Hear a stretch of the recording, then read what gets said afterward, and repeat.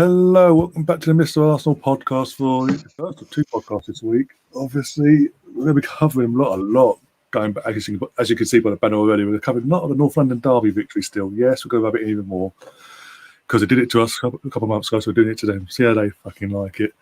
As you can see, I'm joined by Andrew and Richard, channel regulars of this channel and of their own channels as well, and new debut on the channel as well. Jess, how you doing, Jess?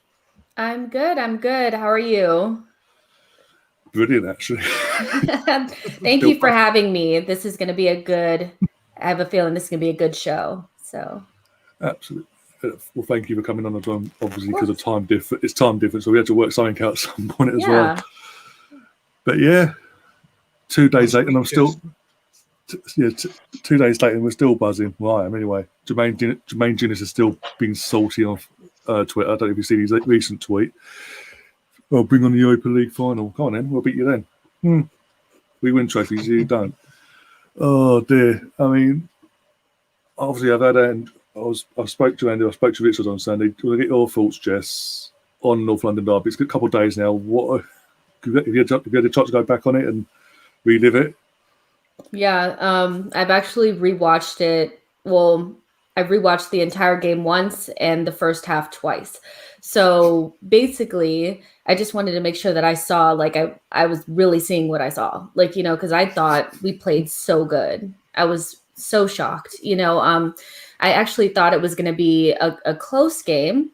Here in the US, the commentary was very lopsided, extremely one-sided prior to the game about how Spurs were going to just walk away with this and we had no chance. And I thought that was very unfair, because they're not that great. And, we're a decent team, so I can hear myself talking. Yeah. Is that me? Okay. But yeah. Might have been me. I was putting a comment on. Oh yeah. Apologies. I was just like, oh my gosh, am I going crazy? So yeah, I think that I think the game was I don't want to call it a turning point. I would just say that it validated some of the progress that I think we thought we saw in the last couple of weeks, but we got the result that's, that matters. I think Arteta got it spot on, especially with all the drama prior to the game starting with dropping a bombing and things like that. Tactics were on point. The team played well, no individual mistakes, finished our dinner and got the job done, so I have nothing to complain about. Yeah, I'm going to live on this for a while, I think. I think you're not the only one. Trust me, as I said, 2 days on and I'm still buzzing over it. No, obviously, I don't know if you guys have seen Arsenal put out a cam mic thing for like Kieran Tierney, basically focusing on him. And again, it just demonstrates to me why he needs to be captain going forward in the future and soon, because he embodies everything we wanted in the captain since the years Adams of the years gone by. I mean, there's a one kid they've had to bleep out where he's going, for fuck's sake, take your chances. How many more fucking chances do you fucking need?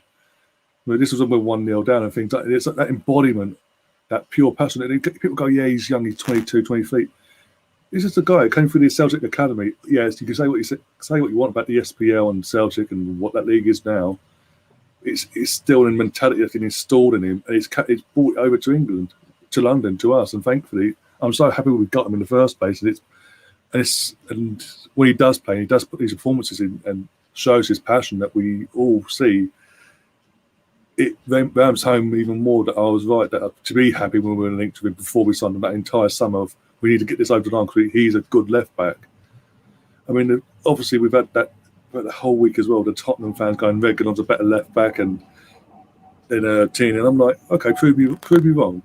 And I'm sorry, Tierney is way and above and beyond Reguilon at this moment in time. Reguilon's got a long way to go to get even near the level of Tierney, in my opinion. But yeah, and Andrew, I'll go to you next. 2 days on, before we get onto the big story of Aubameyang, what were your thoughts coming away from that North London derby? And I don't know what all the fuss was about. I said we could win 2-1, and we won 2-1. I said so, that yes.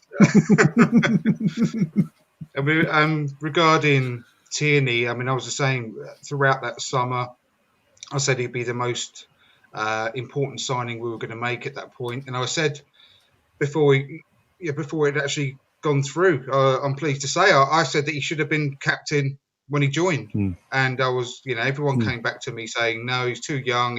You can't have a new signing as captain. Blah blah blah. I was never swayed the other way. I thought he should always be captain. At the moment, though, I mean, I don't know whether sometimes when you put someone as captain, it gives them the extra responsibility, if you like. It can affect their performances, and that's what I think, slightly happened to Aubameyang in some ways. That he's just concentrate on being a goal scorer. I mean, I don't know whether I'm never a fan actually of having your best player as captain. I think it should be the person with the captain's mentality that should be captain, not your best player. And I thought he'd already shown whilst he was at Celtic that he had that. I also mentioned at the time David Luiz. I think he's got the right sort of mentality to be captain on the pitch. But it's not the same as it used to be. Being captain back in the day of Tony Adams, etc. It's not as important in this day and age, and clubs show that. But I do think it does make a difference having the person on the pitch who can lead by example. But regarding the North London derby, I thought at one stage it was going to be one of those days, when they went ahead and scored that goal, which. I absolutely loathe to give any kind of credit to that lot, but it was a great finish. So let's face it, it was just one of those once in a season type goals that just absolutely found the corner of the net. And you do worry a little bit because we'd already had so many chances, hadn't put them away, but we were bossing the game, playing them off the park.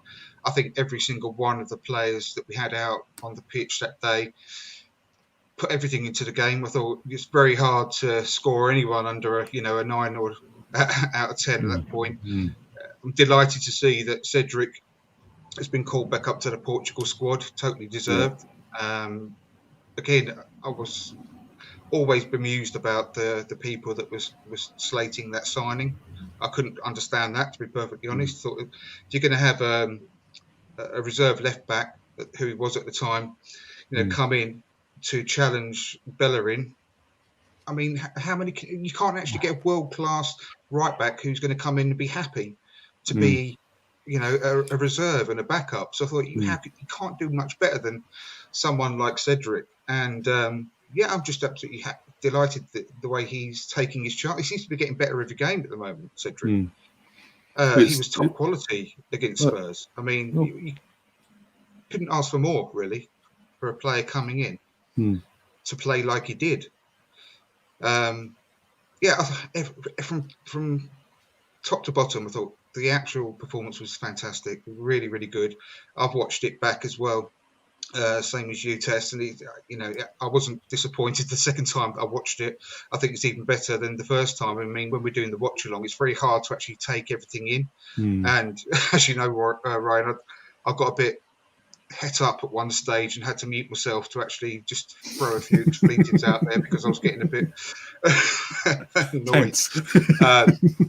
It was really all good fun, but it was very stressful towards the end. But it wouldn't be Arsenal if we didn't do that and just put ourselves on the edge. But overall, what a performance! And I think it's right up there with the semi-final of the FA Cup last season and the final. I think for a performance, I think we did, but we actually played better, than we did in the semi-final and final. We actually bossed the game, and we were just taking our chances and hitting City and Chelsea on the counter attack, really, and just trying to keep them at arm's length.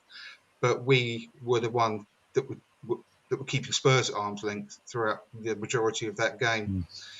So, I mean, for banter reasons as well, the fact that they had the sending off, the fact that, Kane hit the post as well and had a goal disallowed, just all adds to the banter, really. And the fact that, it makes it even more enjoyable. But Kane, they were lucky in so many other respects as well.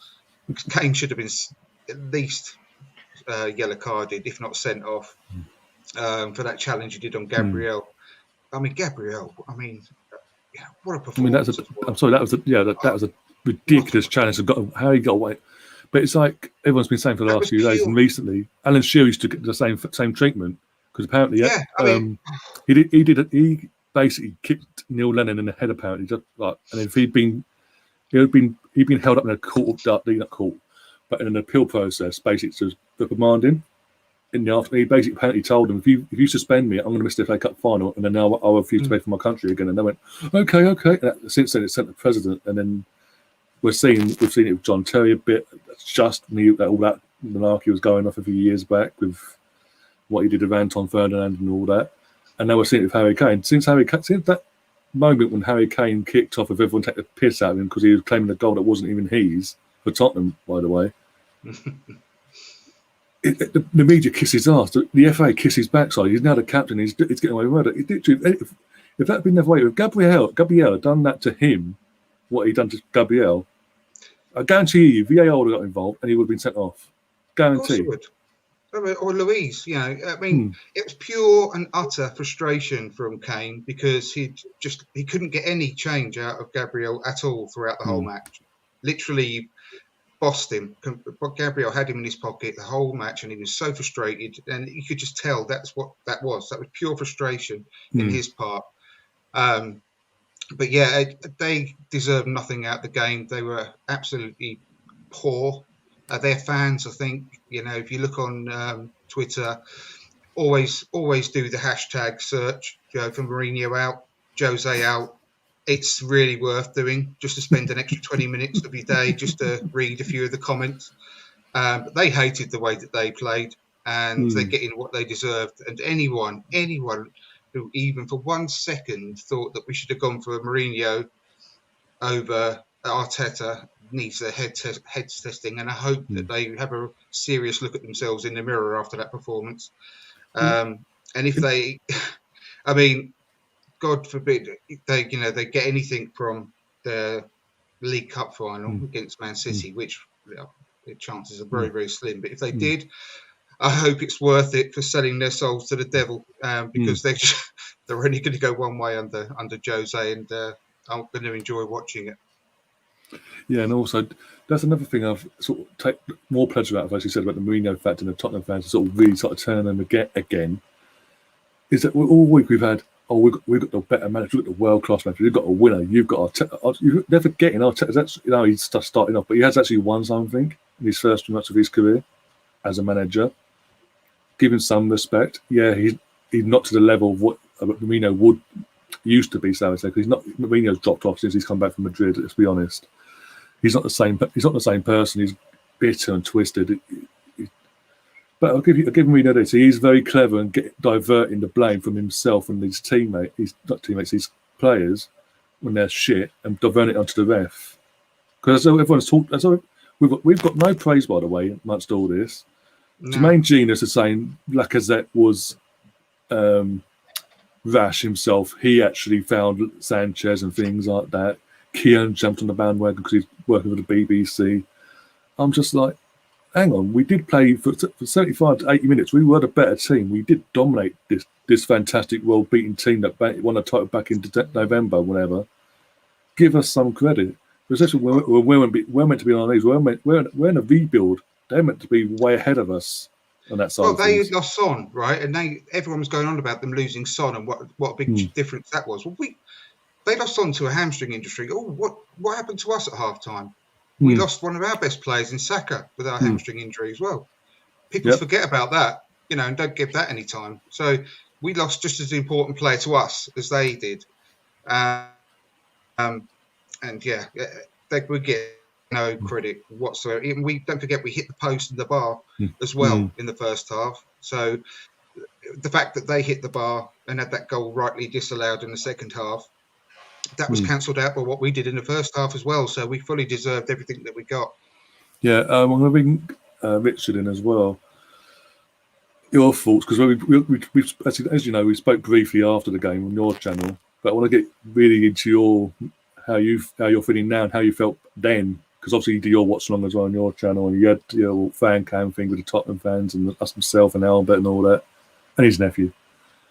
And his nephew, which was good. I mean, I don't know. I really care virtually zero about Spurs, to be honest. I don't care if the media big. All that matters to me is we're a much bigger, better club than them. We always have been. We always will be. And they can beat us in the odd game. They can have Jermaine Genius on BBC One licking their ass. I'm not bothered. It doesn't matter to me. I don't care. In fact, I hope it wasn't really a penalty, because that makes it even better that we've won on a dodgy decision, because they're irrelevant to me, Tottenham. Irrelevant. They're fans of all this, and that's all they are. And they'll never, ever, they'll always be in our shadow forever. Harry Kane, I don't care. He gets away with stuff because he's Harry Kane, but so what? I don't care. What I care about is Arsenal, and that was a brilliant performance for 70 minutes. It was terrible for the last 10, 15, don't get me wrong. If we played like that from the start, we would have got absolutely hammered. But we didn't, thankfully. And that's a little bit of a worry for me. Yes, you can blame tiredness. We came back from Greece, and it was a quick turnaround, and obviously a big game. We put a lot of work in for that first 70 minutes, and I think maybe we did get tired, but that was a little bit worrying. But yeah, I mean, it was just a great performance. And what I've noticed as well is, and I know we'll probably come on to it a little bit later, but most of our best performances this season have been when Aubameyang's not been playing. Chelsea at home, West Ham away, Southampton away, Leicester away, obviously the Spurs game. Most of our best performances have been when he's not been playing. Now, I'm not saying he shouldn't be playing, but I think it's significant that once again, he's not in the team and we put in a great performance. And we play the sort of football that we want to see us playing, and we haven't done it enough. We haven't done it consistently enough this season. That's still a concern for me. But it's something that I think we need to look at a little bit. Why do we look better as a team when Aubameyang's not there? I'm not saying Lacazette's a better player or anything like that, but maybe he fits the system that Arteta wants to play better than Aubameyang does. I don't know if that's the reason, but it's just what I've noticed, that most of our better performances, bearing in mind, Aubameyang was dreadful, wasn't he, up until he got injured in December, having just scored against Southampton. He was then out of the team, and we actually quickly turned our form around. He got back in the team. I thought the performances dropped, although we did get a couple of wins against Newcastle and a couple of others, but we didn't play that well. And then he was out of the team again, and suddenly the performances picked up. He didn't play against Leicester, did he? And we won that game, played really well. He didn't play, obviously, on Sunday. We played really well. So I don't know. That's a little bit worrying to where that's heading. In terms of the captain situation before, that video today of Kieran Tierney shows me exactly why he's not ready to be captain. He was too quiet most of the time. He didn't come across as being a leader on the pitch. He was just doing the normal things you'd expect a player to do, geeing up some teammates near him, playing well because that's what you want him to do. To me, there's only two natural leaders in our team.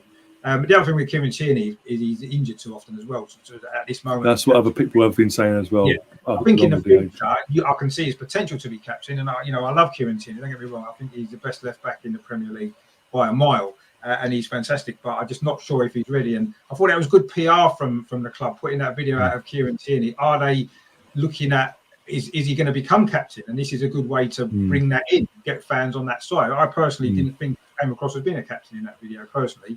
The only two leaders for me in that team, natural leaders, are David Luiz and Granit Xhaka. They're the only two for me that are natural leaders. And you can see on the pitch, they're the two that the younger players in particular are looking up to. And I'm not saying that either of those two should be captain. I think if David Luiz signs an extension for next season, I would make him captain straight away as soon as he does that. Have him captain next season. He can help with the young players. He can maybe mentor Kieran Tierney into the captaincy role. And that can be a good thing for next season. If David Luiz doesn't stay next season, I do think we've got a problem with the captaincy. Because I would give it to Granit Xhaka. But you've got to look, what does Arteta do when Aubameyang doesn't play? He gives it to Bellerin or he gives it to Lacazette. They're not captains. They're worse than Aubameyang as captains. And that's Arteta's responsibility. He should be giving it to people like maybe Kieran Tierney or maybe to Cedric even, or I would give it to David Luiz or Xhaka personally, but I can understand the Xhaka situation is a little bit more complicated.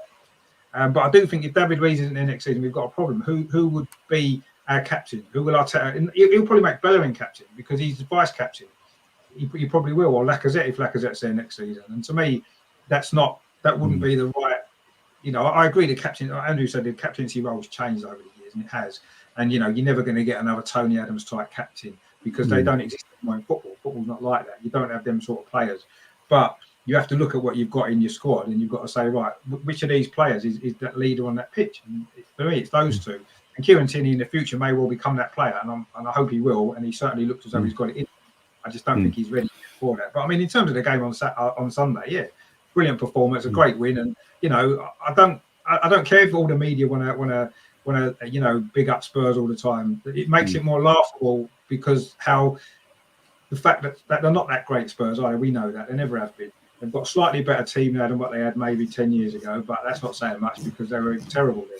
And they've slightly the relegation improved. team back then.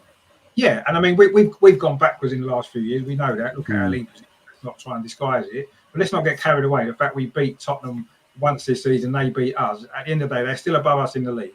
They're in a cup final. They're still in the Europa League. So let's see how that pans out. They could still have a better season than us. And that's going to make the victory on Sunday almost be pointless because they're going to finish. They could finish above us again in the league, and they could actually win a trophy, and we might not this season. So, I still think we need to be cautious and not get too cocky about it because they're still in a better position. I would rather be in their position in the one cup final, obviously still in the Europa League and ahead of us in the league. I'd rather be in their position and lose, having lost on Sunday, than it being the situation that we're in. We're playing catch up still, aren't we? But that's what it is. We beat them, and that's great. It shut them up for a little while, and hopefully now we can get a bit of momentum from that. We're unbeaten in 5 games now. Push on and get up the league. I don't see any reason why we can't finish above them, get in the top 6. We're 4 points off them now, aren't we? Yeah, 4 points. Yeah, which is nothing really. The way this season's gone, I mean, they're going to lose a few more games. We may well as well, but I just think we need to just be careful that all this, getting too excited now doesn't come back to bite us a little bit later on in the season. Bearing in mind they are still in 2 cup competitions, and we have to be cautious, because the worst thing that could happen is, Andrew said about Mourinho, and I agree, but he could end up winning them 2 trophies this season, and that would be a disaster.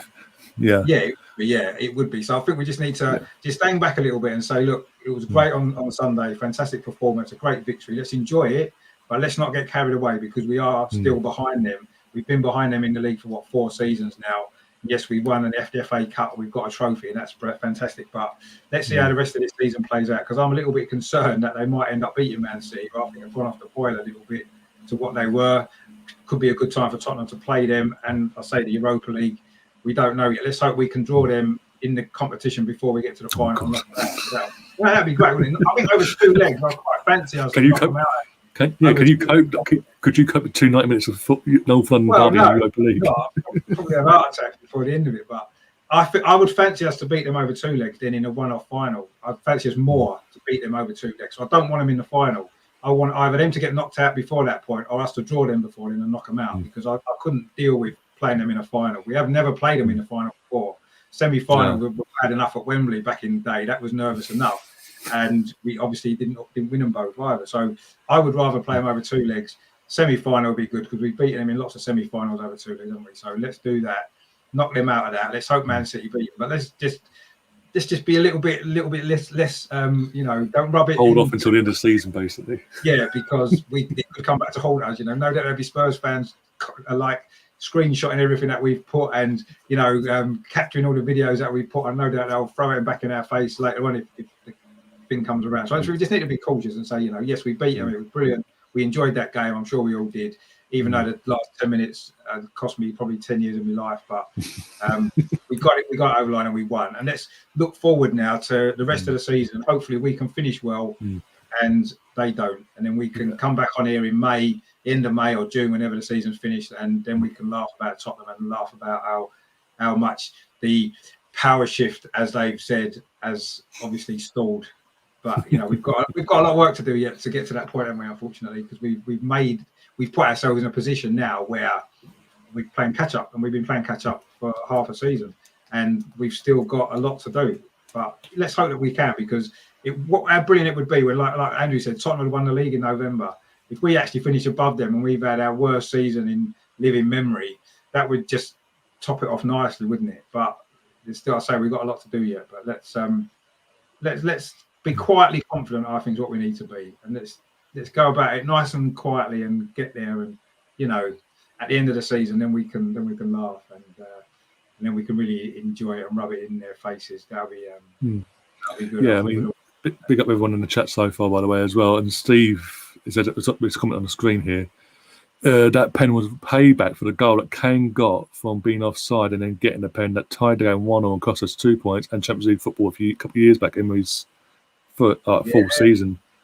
And that's the thing. That's that goal he scored in that game. Well, no, was it a goal or before the penalty? And he was as far offside as he was for the goal he scored on Sunday. Obviously, we've complained about VAR. We don't like it, but VAR turned that decision the right way around this time, didn't it? Because I guarantee, if 2 or 3 years ago that goal would have stood and they would have been 2-2.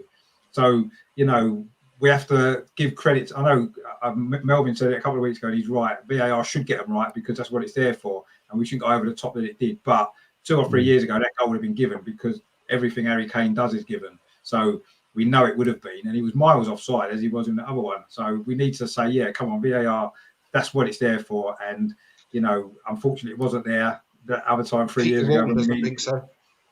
Peter Walton said, Peter Walton, that ref that's on BT Sport, he said VAR isn't there to get the correct results.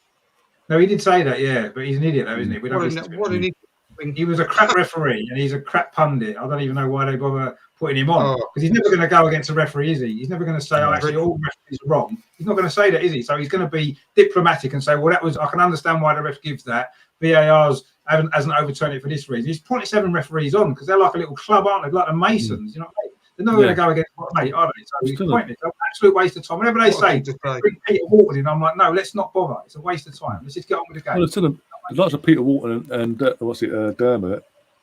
Yeah, Dermot. He used to be on the payroll still. Yeah, he's on Sky, but they're both on the payroll still, so of course they're going to back their best friends. The gentleman's club, isn't it? Let's be honest. It's not bringing Jermaine Genius on to pundit on a Tottenham game. You know what I mean? Pointless, waste of time, absolutely pointless. I sort of, as I said, I'm watching on my stream on Sunday, I was saying that I felt like Northern Derby, you want a pundit for each team and all that, even it out. But it was 2 Tottenham against Freddie Longberg. And I'm just like, that seems fair. You're not saying you're biased at all, are you? Yeah, but imagine the day that Martin Keown, and even Martin Keown said it wasn't a penalty. I'm like, come on, Keown, don't be silly. I think, he's been paid. I don't think it's a penalty. Say it's a penalty to shut Genius up. You know what I mean? Exactly. Just cause a bit of friction, cause a bit of drama, get people watching the show because no one watches it anymore. I bet that's why they didn't have Ian Wright because he would have been going mad, wouldn't he? Yeah, Ian Wright would have. Yeah, well, we all saw the video of Ian Wright in his car after the game. Exactly. Oh dear, yeah. He would have been entertaining, wouldn't he? Actually, that would have been good. That would have been good TV. Yeah, take sort of going away from sort of positives of it. There's the one negative. We haven't really touched it properly at all. Really, is Aubameyang and his discipline, and he's apparently turned up late. Apparently, it's not the first time either. And Arteta's had enough is enough, and took him to wait till they got to the stadium, told him you're not in the team, you're on the bench, and then didn't play him at all. And then apparently, when they're doing the media stuff, he didn't bother going out to do warm down with the other subs and nothing like that. He just got in his car and pissed off. Basically, that's what the rumours are. And I'm sorry, I'm on Arteta's side here. There's people going around saying, "Oh, he should have said nothing in the first place." But what would you rather him do? Say nothing, it come out, and then you have a go at him for them not telling you in the first place. The guy can't win.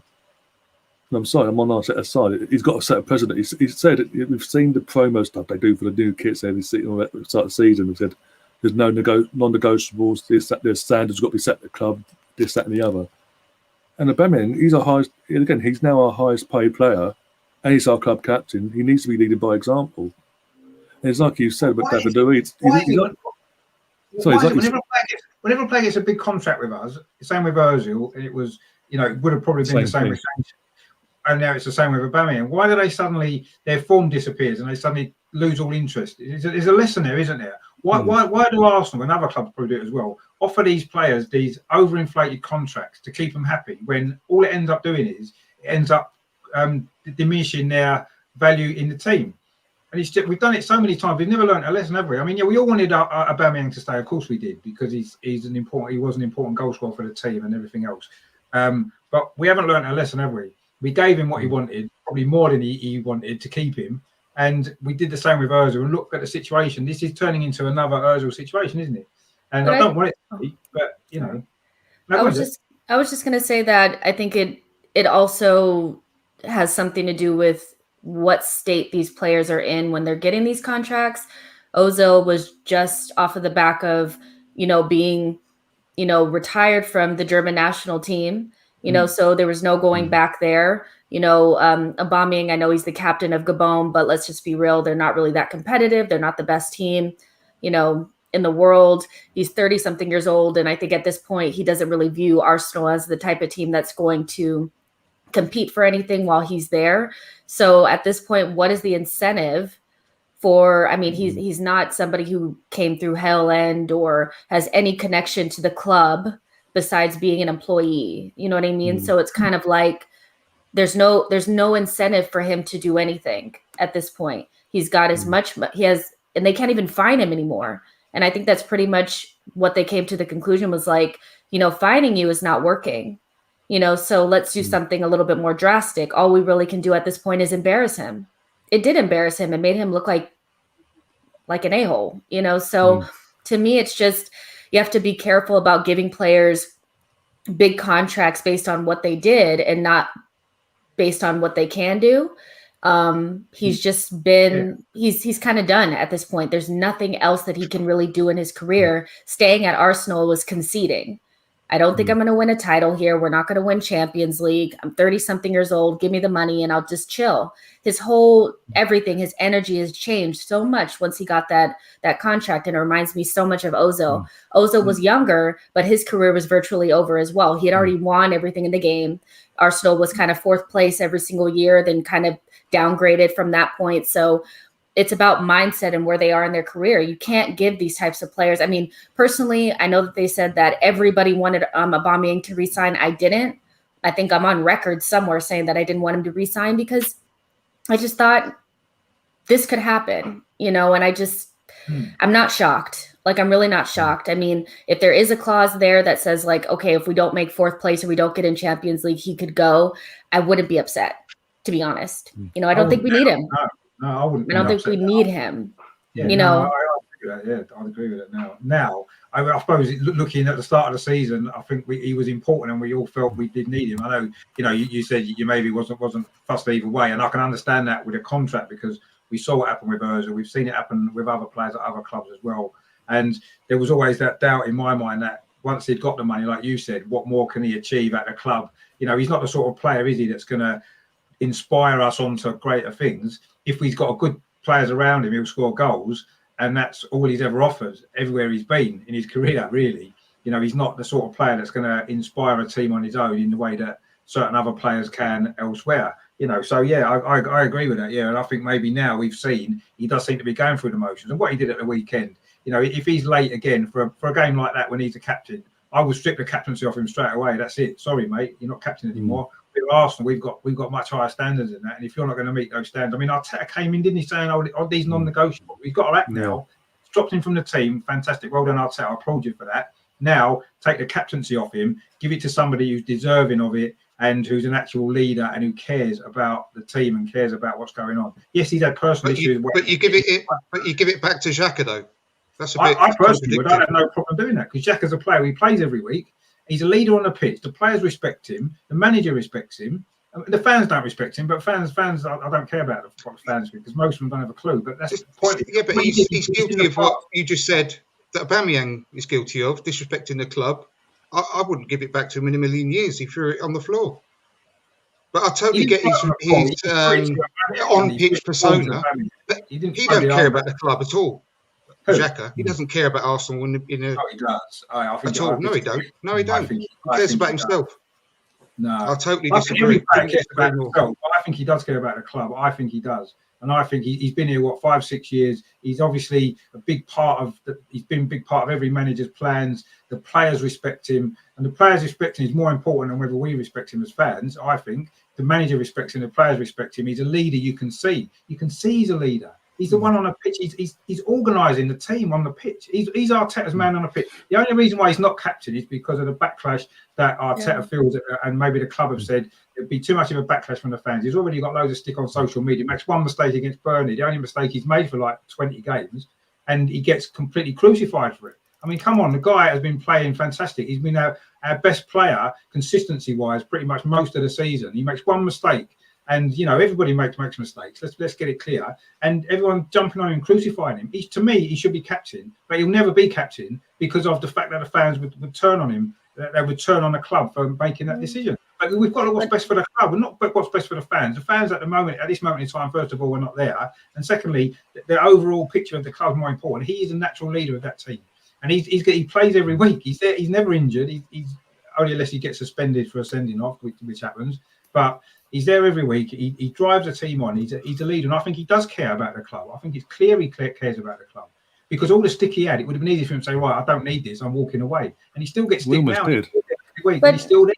But how can you, I'm sorry, but how can you give Aubameyang the captaincy when he threatened us for an entire year that he was going to lead this club? Like entire, like at this point last season and a couple months prior, the entire narrative was that Aubameyang was done with Arsenal. He thought he could do better, and he was just waiting for a better offer to come. That's literally the only reason why he's here is because the pandemic hit, and there was nobody that could offer him the amount of money that we could offer him at this point in his career. Like, I think fans need to get real about the fact that a lot of these players don't really care about Arsenal like that. He may smile for the pictures and, you know, he may be a fun guy and be really good friends with Lacazette, but he doesn't care about this club. He spent the entire season threatening to leave and then ended up staying, sat in front of all the fans on that iPad or on his phone saying he wanted to be a legend. And now look what we're dealing with here. You know, we have to learn from our lessons. You can't just give the captaincy to anybody. I know for some people it's like it doesn't matter, but it does matter. It does, especially for Arsenal, because we've had good captains in the past. You know, so you can't just say it doesn't matter. You know, it's kind of a joke, you know, to have Aubameyang as a captain at this point for me. Well, even the whole captaincy situation, all that, him getting the armband is down to Unai Emery because of his 5 catching malarkey he put in the first place. So once Xhaka lost it, he was apparently second voted by the players. So it went to him, and then with Arteta, and because Arteta came in halfway through the season, I don't think he felt comfortable coming in straight away as a novice as well, going, but you're not my captain, but this person's my captain. And let's not also forget, as Richard's pointed out, because there's a few times since Arteta's come that when Aubameyang was not played, Xhaka was initially the second choice captain under Arteta. He got it yesterday as well. Yeah, there was a bit of a backlash and this, that, and then suddenly Bellingham's now vice captain. Then it's Lacazette, and then obviously, last case scenario, it's Granit now. Yeah, it's literally. I think it's just the potential backlash a club feels that they would get from the fans if they gave it to Xhaka because of that whole incident. That's a year and a half ago now. You know, I think he's made up for that in a way with his performances, his commitment to the team when he plays. You know, that tackle he did near the end of the game on Sunday, you know, when he just inside the penalty area, that committed tackle there. He showed how much it means to him. You know, in them big games, he does that. He steps up in the big games. He does, and yes, he's going to make mistakes. I'm not trying to defend his mistakes he's made because he's going to make mistakes. But every player, mate, you show me a player that hasn't made a mistake. They all have. Every single player who's ever played football makes mistakes. And I don't think his mistakes necessarily are more or less than other players. That stupid statistic you see, he's made 8 mistakes leading to goals since he's been at Arsenal. Well, he's been at Arsenal, nearly 5.5 years. He's only made 8 mistakes leading to goals. I mean, so that 8 mistakes is apparently from this season. That's what I've been told. No, it wasn't. I was told different. From 5 seasons, if you make 8 mistakes leading to goals in 5 seasons, that's really not that much. It's very misleading. Yeah, people use it. It's an easy stat, and the media like it because they know that Xhaka's a divisive figure. So the media will use it all the time. Let's put a stat out that we're going to get lots of likes on because people don't like Granit Xhaka, and it justifies their dislike of him when you see, he's made 8 mistakes leading to goals. No other players made more. Outfield player, probably goalkeepers may have done. But to me, that's an irrelevant stat anyway. I'd rather see a player take risk with his passing sometimes, and sometimes it doesn't come off, than a player who just plays it simple, never gives the ball away. But like El Neni, just literally plays a pass 2 yards. That's all he does. I'd rather have Granit Xhaka who's looking to play the ball forward and looking to try to take a few risks every now and again. And sometimes it doesn't come off, of course. And he's been punished, and we've been punished as a result. And he makes a few rash tackles. Yes, I get that as well. I think he's calmed that down a little bit. Yes, one sending off this season, it wasn't a tackle actually, was it? He got involved when he shouldn't have done. And Lamela came on Sunday and tried to wind him up, didn't he? But eventually, he's ended up. Lamela got the just rewards for that, I suppose, in the end. But yeah, I mean, I just think now, I can understand why people were upset with Xhaka at the time. I didn't like what he did, but it's 18 months ago now. We all need to have moved on from that and say, you know what? Look at the team now. Look at the performances he's been putting in, week out. Arteta loves him. The other players love him. Let's say, look, draw a line under all of that. That was 2 seasons ago. Let's look at what's happening now. At this moment in time, with the players that we've got in the squad, he is the natural captain. And we've got to accept that as fans. We've got to accept that. And if Arteta was to make that decision, I would applaud Arteta and say, you've realised that there's a potential backlash for that, but you're prepared to put yourself on the line and say, this is the right decision for the team. This is the right decision for us now as a club, and this is where we're going. And that's what if he did that, to me, that he would even go up even further in my estimations, Arteta, if he was to do that. Yeah. The Assemble's got a question in the chat for us. He says, do you believe the outcome of the game would have been the same outcome if Aubameyang had played? No, because of ESR. ESR had one of the games of his life, and that was a position that Aubameyang would have filled. So can you imagine if ESR wasn't in the team? No chance. I mean, we dominated that left-hand side. We completely ripped Doherty a new one, and Aubameyang wouldn't have been as effective. No chance. Aubameyang would have played in Lacazette's place, wouldn't he? I think ESR would still have played on the left. Aubameyang would have been in Lacazette's place. Potentially. Yeah. Potentially, So I think there's also that option of Arteta could have possibly gone for Lacazette down the middle and Aubameyang on the left, or things like that.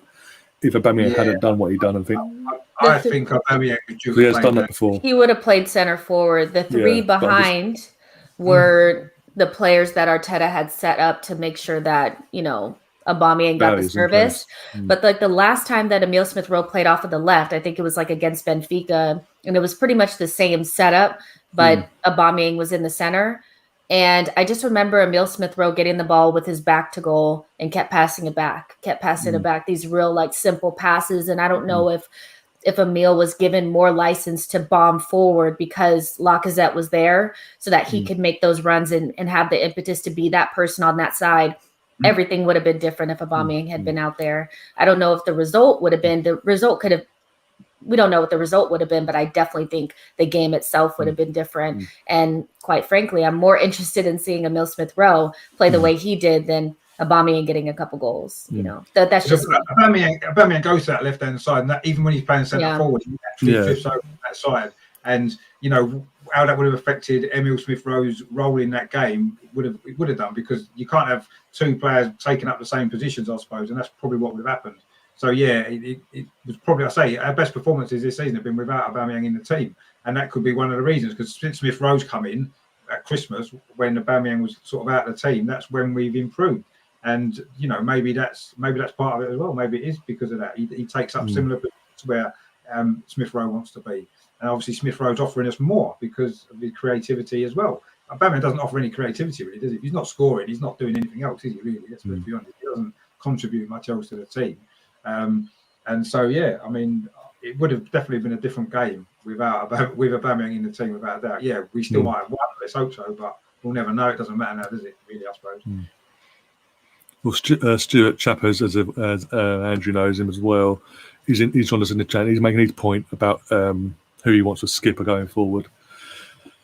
Saying basically Katie for skipper in his opinion, and I do agree. But I also see where Andrew and Richard come from as well, from their perspective. Obviously, one saying yay, one saying nay, and the injuries. The one that does hold me back is obviously the injuries of Tierney at the moment. If he gets more consistent, then you can say, okay, he's more consistent. He's injury free. Let's give it up, see how it goes, basically. But also the Aubameyang situation as well. Yeah, it is literally a role of the Ozil situation. As soon as he signed the contract, literally days before we played Fulham, opening game of the season, he scores 2 goals. Looks like starting as it means to go on, like he did start the season as he ended the last. And then since then, he has been keen shocking, to put it politely.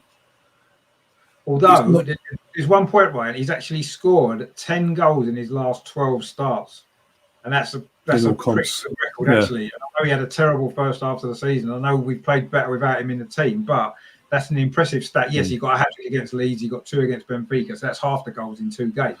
But that's still, when you look at the statistic, 10 in 12 games, that's a good record. And if he's back in the team and he scores another 10 in the last 12 games, then that's going to help us maybe to get the results that we need. So I'm a little bit in a dilemma with it at the moment, if I'm honest with Aubameyang. That's Arteta's dilemma too, as well. Yeah, like he has to make that decision, and that's a tough decision to make. You know, he gets paid a lot more than we make it, so that he's welcome to that. Just a bit more. I wouldn't like to make it at the moment because it's a big call, isn't it? Because he is club captain still, and you know he's our top scorer, even though he's had a poor season. And he is our top scorer, and it's like if you leave him out of the team. And it's a big call. It was a big call on Sunday. Let's be fair. Right call, but it was a big call to make. And again, I've got a lot of more respect. And this, I think, sentiment in the chat as well. He mentioned it earlier. I think this is where Mikel has been known for picking and choosing when he wants to be the hard case, basically, and rule of an iron fist. He really just needs to decide if that's the way he wants to go. He has to say it for everyone. I mean, we saw this season Willian breaking COVID restrictions and rules and the bubble going to Dubai and things like that. We've seen Aubameyang go and get tattoos on his hand and like when it's in national lockdown here in the UK. And it's all these little things, and that up till now their reward has been consistently playing and things like that. There was no up till Sunday. It didn't seem there was a consequence to the bigger players' actions. He had his favours. They had been fined though. Just to put that out there, they had been fined, which was kept under wraps. You know, but I think to a certain extent, those types of players, what they being fined means nothing. I think that's protocol to fine them a certain amount based on what they do, and then it becomes playing time. I think Willian has probably gone in the straight and narrow after that, but Aubameyang, he's just probably done too much. But I do agree with what you're saying. Like, we're looking for consistency in, disciplining different players. It's looked a little bit off, based on it has been enough. For example, the Pepe situation when he got sent off, he literally on national TV in the UK, I don't know if you saw it over there, he got ripped into him live on TV like it's a disgrace. He's let everyone down. A week later, Xhaka got sent off against Burnley. When we were getting control of the game, and the contrast in the attitude of it happened sort of thing. No way. It's the picking and choosing of that as well. It's like it doesn't help the morale within the team. If everyone's treated the same, it's shown that as well, not just indoors but publicly as well. People will get on board a lot quicker, and players will be like, okay, you've done it to me, you've done it to him, you've done it to that person. We're not being treated differently. Okay, I'm sorry, we'll move on now.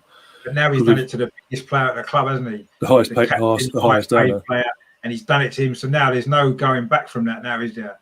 That's set the standard now. That's set the precedent there. And if he's done it to Aubameyang, the rest of the players have to start thinking to themselves, we better toe the line now. Because if he's treated Aubameyang like that, left him out of the team, he's gonna definitely do the same to us. And I hope that Arteta can be that strong and continue to do it if he needs to, because he's set the standard now. That is the level that he's got to continue for the rest of us forever. While he's at Arsenal, he's got to keep that and say this is what happens. I don't care who you are. I don't care how important you are to the team or how important you are to me. I'm gonna leave you out if you do break the protocols of the I'm just going to bring up Andrew in. Sorry. Can I just say as well, the most important thing about being a tough guy manager is not fining people for having a hand tattoo, which is bad enough, or being late for the pre-match meeting. It's to actually have some kind of comeback on a really poor performance on the pitch as well. If you keep making mistakes like Leno did for those 2 goals recently, those 2 stupid balls out to Xhaka and Ceballos, there's no comeback on that. He still plays the next game. Yeah. So in my opinion, if you do things like that on repeatedly, you should be dropped and win your place back again.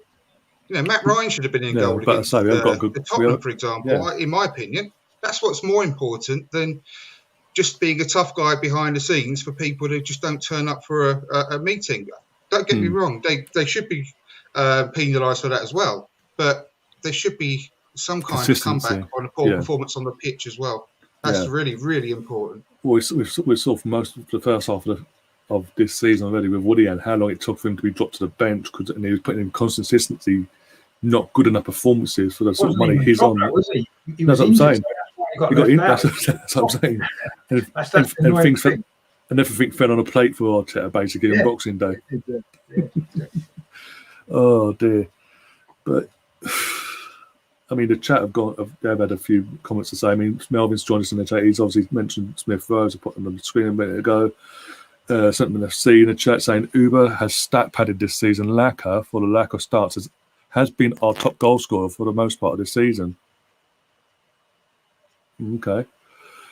Well, I get what he's saying. I get because obviously the starters. Lacazette scored a few at the start, didn't score for ages, then scored a few around Christmas, and now he hasn't really scored for ages. And is that scoring consistently through the season? No, Aubameyang hasn't at the start of the season scored nothing, but since Christmas he scored, as we said, 10 in 12 games. So Aubameyang is still our main goal scoring threat, whatever way you look at it. You know, it's a bit lopsided for the season because he started so poorly. It's not a lot to crow about either for anyone because I think our goals for column is probably bottom 4 at best for the whole season. It's absolutely appalling the amount of goals we've scored this season. So it's to be our top scorer is nothing you want to crow about at the moment this season because it's just not good enough across the board, is it? We're not getting any goals from midfield. We're just starting to see certain players try to step up. I think Arteta is forcing the midfielders to take more shots, albeit some of them don't really shoot that well, like Thomas Partey and Xhaka. I'd rather not see them shoot, but you can tell that they're being told like you need to contribute. Odegaard even talked about how, Arteta's spoken to him about shooting. Smith Rowe talked about how he's been practicing. So I think even if the strikers are not striking per se, we need other people to kind of chip in, for us to be a good force. And I do think that the striker position will be taken care of over the summer, whether it's, giving more time to Martinelli. There was, a video that went around before we kind of started this of Martinelli having some private training as a center forward. So we know that that's his path moving forward, which also means that maybe Aubameyang won't be having such a prominent role, which to me is a good thing. But, either we're going to buy a striker, which it's been talked about, or Martinelli will step up, and Pepe will be in there too. So I think it's fine. I think this season is so weird. I almost want to just like throw it away. The only reason why we can't do it is because financially we can't just afford to just say, forget the season because we're not Man City. But I think next season is really where we'll kind of see things iron out. Lacazette probably won't even be here, to be honest. I don't think he'll be here. I mean, I don't know what you guys think, but I don't think he'll even be here. I don't think so. I think I put it in the chat earlier. We've got to stop as a club, and it's really serious. We've got to stop giving contracts on what players have done for us in the past and give contracts to what they're going to be able to do for us for that length of contract that we're considering. We cannot give Lacazette another contract, no matter how much we think of him, no matter how much he's had a half decent season. We've just got to stop doing that. He's 29 going on 30. We definitely gave Aubameyang a contract on what he did for us throughout the last one. Yeah. It was nothing to do with what he could do with us going forward. However, I'm not going to say it's a bad thing to have given him a contract, because another thing we've got to stop doing is letting players' contracts run down so we don't get any money for them. And, I said right from the start that even the Willian one, I could understand the 3-year contract because that was how we got him on board, and no one could have predicted, how crap he was. I've said that a few times now. However, it doesn't mean that you have to keep these players for 3 years, like the Willian contract. It means that we could sell him after 12 or 18 months. It's not a problem. We haven't got to keep him for the full 3 years. The same with Aubameyang. It doesn't mean that we can't sell him this summer, but we'll get more for him because he's got a slightly longer contract. Even though he's getting on a bit in terms of footballing years, he's still got an awful lot to offer, goal scoring wise. Is anyone going to buy him? Is anyone going to buy him after the season he's had? When all the other there's always a market for good goal scorers across the board. There's no way that he wouldn't have suitors. I think it's easier to sell him, put it this way, than it would be to sell Lacazette, for example, because his record is phenomenal. About Yeah, maybe. I don't know. We've got to protect our assets, and I'm not going to say it's a bad thing to give him a contract, but I don't think we should give Lacazette one. No, I hope that he has a really good end to the season, because that will maintain his value and hopefully give us more of an option to get rid of him in the summer in the nicest possible way. But I also agree with you, Jess, that I won't be surprised at all if Martinelli is having some serious behind the scenes training to actually become our next striker. I really wouldn't be surprised. It still baffles me a little bit that he's not on the bench against Tottenham, because I think he would have been absolutely ideal to come on and replace Lacazette, because the running that he does, the hard work, the closing down constantly, non-stop running and energy, exactly what we needed and lacked in that last 15, 20 minutes where we were all over the place. When Lacazette went off, we didn't have a striker on the pitch, and it gave us no focal point whatsoever. I think Martinelli would have been the ideal substitute in that situation. So that's a bit weird. But I think that he'll be absolutely ideal to come in next season. I don't think he's too young to lead the line for Arsenal. But he would need minutes between now and the end of the season on the pitch. But anyway, moving on to Xhaka just quickly once again as well. The talk about he should be our next captain, etc. I really hope he continues this season to play as well as he has been. But as for the same reason I mentioned it about Lacazette, I think we should cash in on him in the summer. He's worth money. I think personally the most important addition to the squad in the summer is a new partner for Thomas Partey. I don't think Xhaka is good enough for Arsenal. I really don't. He's got all the qualities we mentioned, but he's not a good enough player for Arsenal. It's purely my opinion. We've never made the top four since he joined the club. He's consistently letting us down, whether we say that's... I mean, those 8 mistakes in the last 5 years, that's just the ones that led to goals.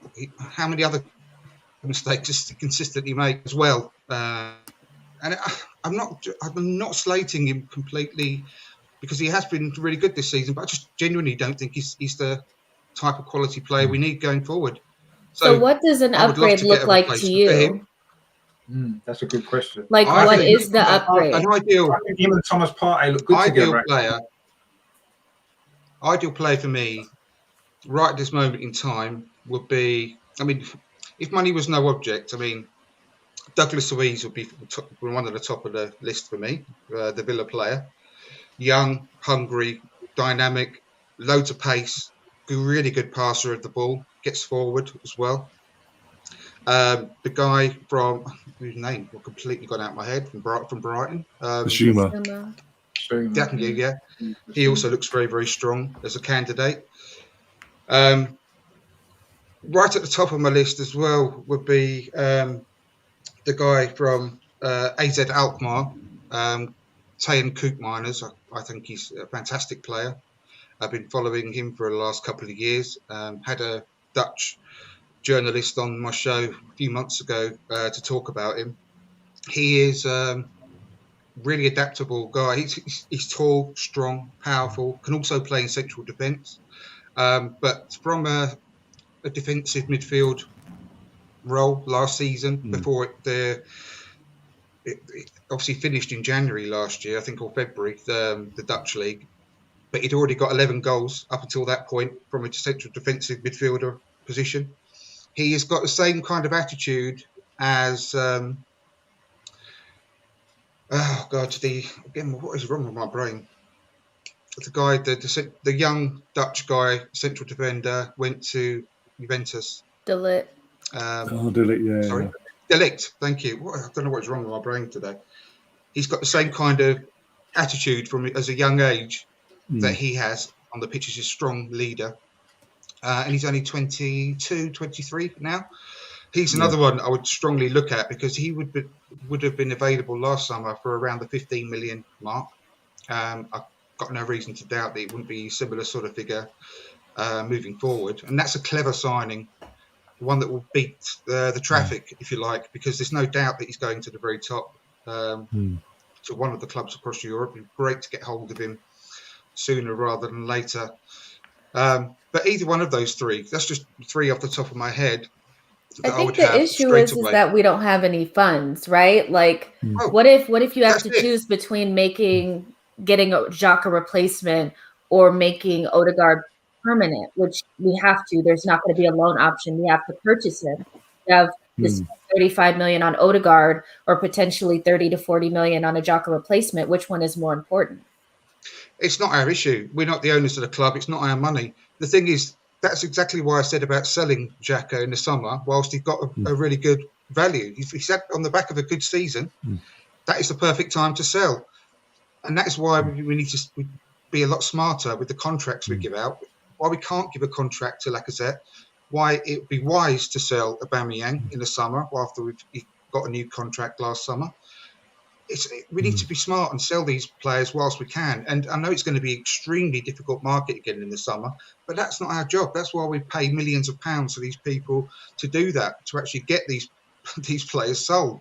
And if we get like Kia Jarabchin forcing players on us and we just fall at his knees and take his players, well, why don't we actually get them to work for us once in a while and say, right, get rid of some of our players for us, please, Kia.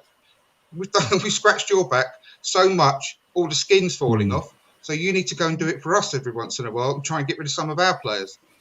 So, like I said, it's not our job to do that, but we need to sell players whilst they're at the top of the market and get as much as we can for them. Even if we get, say, 20, 25 million for someone like Aubameyang, you've got to do it in this market because that'll go, 2/3 of the way to buying Martin Odegaard. Also, sort of add to that, worst case scenario, if you could obviously do it, they say we can't do one or the other, replace Xhaka or keep Odegaard. We've got Miguel Aziz coming through the ranks at Arsenal as well. Give him a run. What's the worst that could happen there? We've seen in one game. He needs to be first replacement. He needs to be first substitute next season. He should be on the bench now.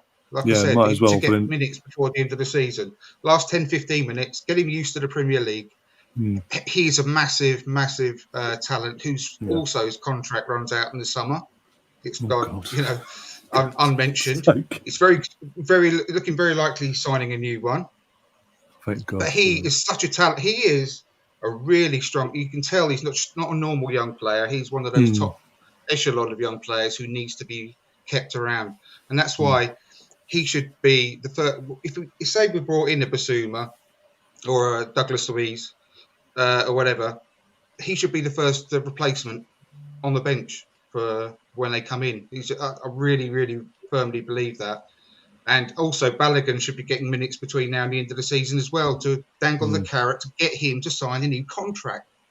Yeah, he's not going to do that if he doesn't get any kind of impetus within to say that you are going to get some first team minutes. I'll be saying this all season. 10 minutes here or there. It's vitally important. It really is.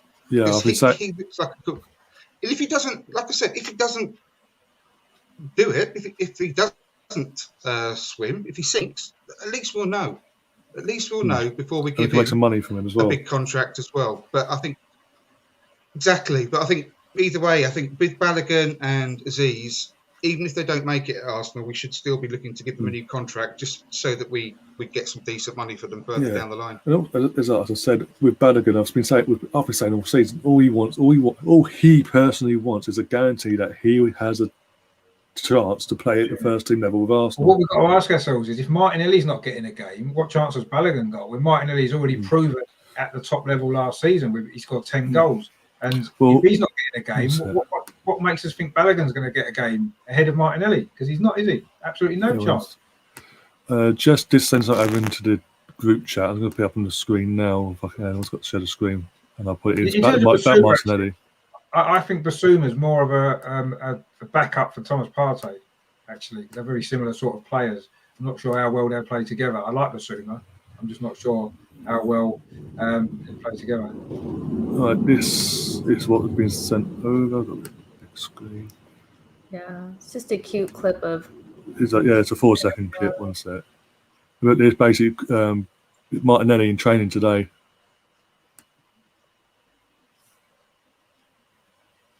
Look at that kid. It's easy to score with no defenders trying to push you off the ball, don't it? Even I could probably score that. But even that little 4-second clip we've just seen there, it does look And like seeing they that are. he's gonna play Yeah. center forward, which Yeah, is, it does look like that. Yeah. He's good in the air, though, isn't he, Martin? Yeah. He was Oh, he's good in the air fantastic last in year. there. Scored a lot of Yeah. headers. And that's the Do one we ever? thing in our Do we- sport. I'm still trying to go through the adoption process as we speak. I'm desperate to get that kid adopted. Do we think that there's a chance that maybe, like, I'm just playing devil's advocate, that maybe Balogun and Martinelli aren't getting time because we need Lacazette and Eddie to get minutes so that we could sell them? Maybe it's more important for people to see them than for Martinelli. Martinelli is 19. Is that more important than results, though? Would Arteta look at that as being more important than getting the right results? Just playing players to sell them. What has Martinelli done this season to show us that he would make a difference? He's been injured pretty much the entire season. Injury, not really 100%. In January, I think. Last season, he was brilliant last season. You can see Here's my argument to this. You guys could completely bosh it. This is perfectly fine. But I think the issue is that last season we were really, really different. And Arteta had just come in and he needed somebody to lean on, and he had not implemented his system.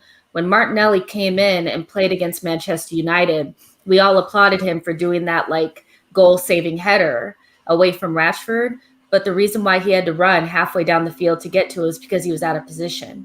I think we forget that he's a kid that just came from the 4th division in Brazil, and he may just need a little bit more time to get used to the tactics. Like, this is a huge jump to go from the 4th division of Brazil to high level tactics from Arteta. So I'm not as worried about it as other people are. I think that it's clear that the club, they're not going to sell him. Edu would never allow the club to sell, the next great striker for Brazil. He wants that feather in his cap for that. But I think that he's going to get the time next season. So is Pepe, because I don't think players like Aubameyang and Willian are going to get that time next season. I think Arteta is just leaning on them because he needs the instant results. And when you play players that are younger, a little bit more raw, you can't really count on them, I think, the way that we feel like they could.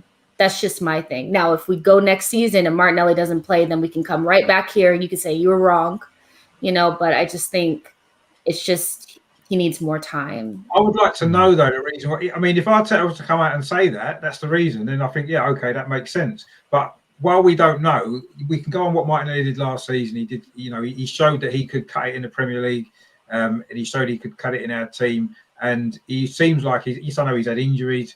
But he's clearly fit if he's on the bench, or you wouldn't put a player on the bench that can't contribute.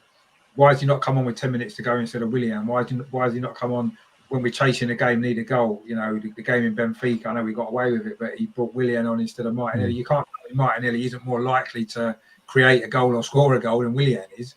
No goals all season, no goals for Arsenal in his career. So I don't know. I find it a little bit strange at the moment. There are obviously his reasons behind it. What they are, I just wish Arteta would say this is the reason why. 12 goals last season.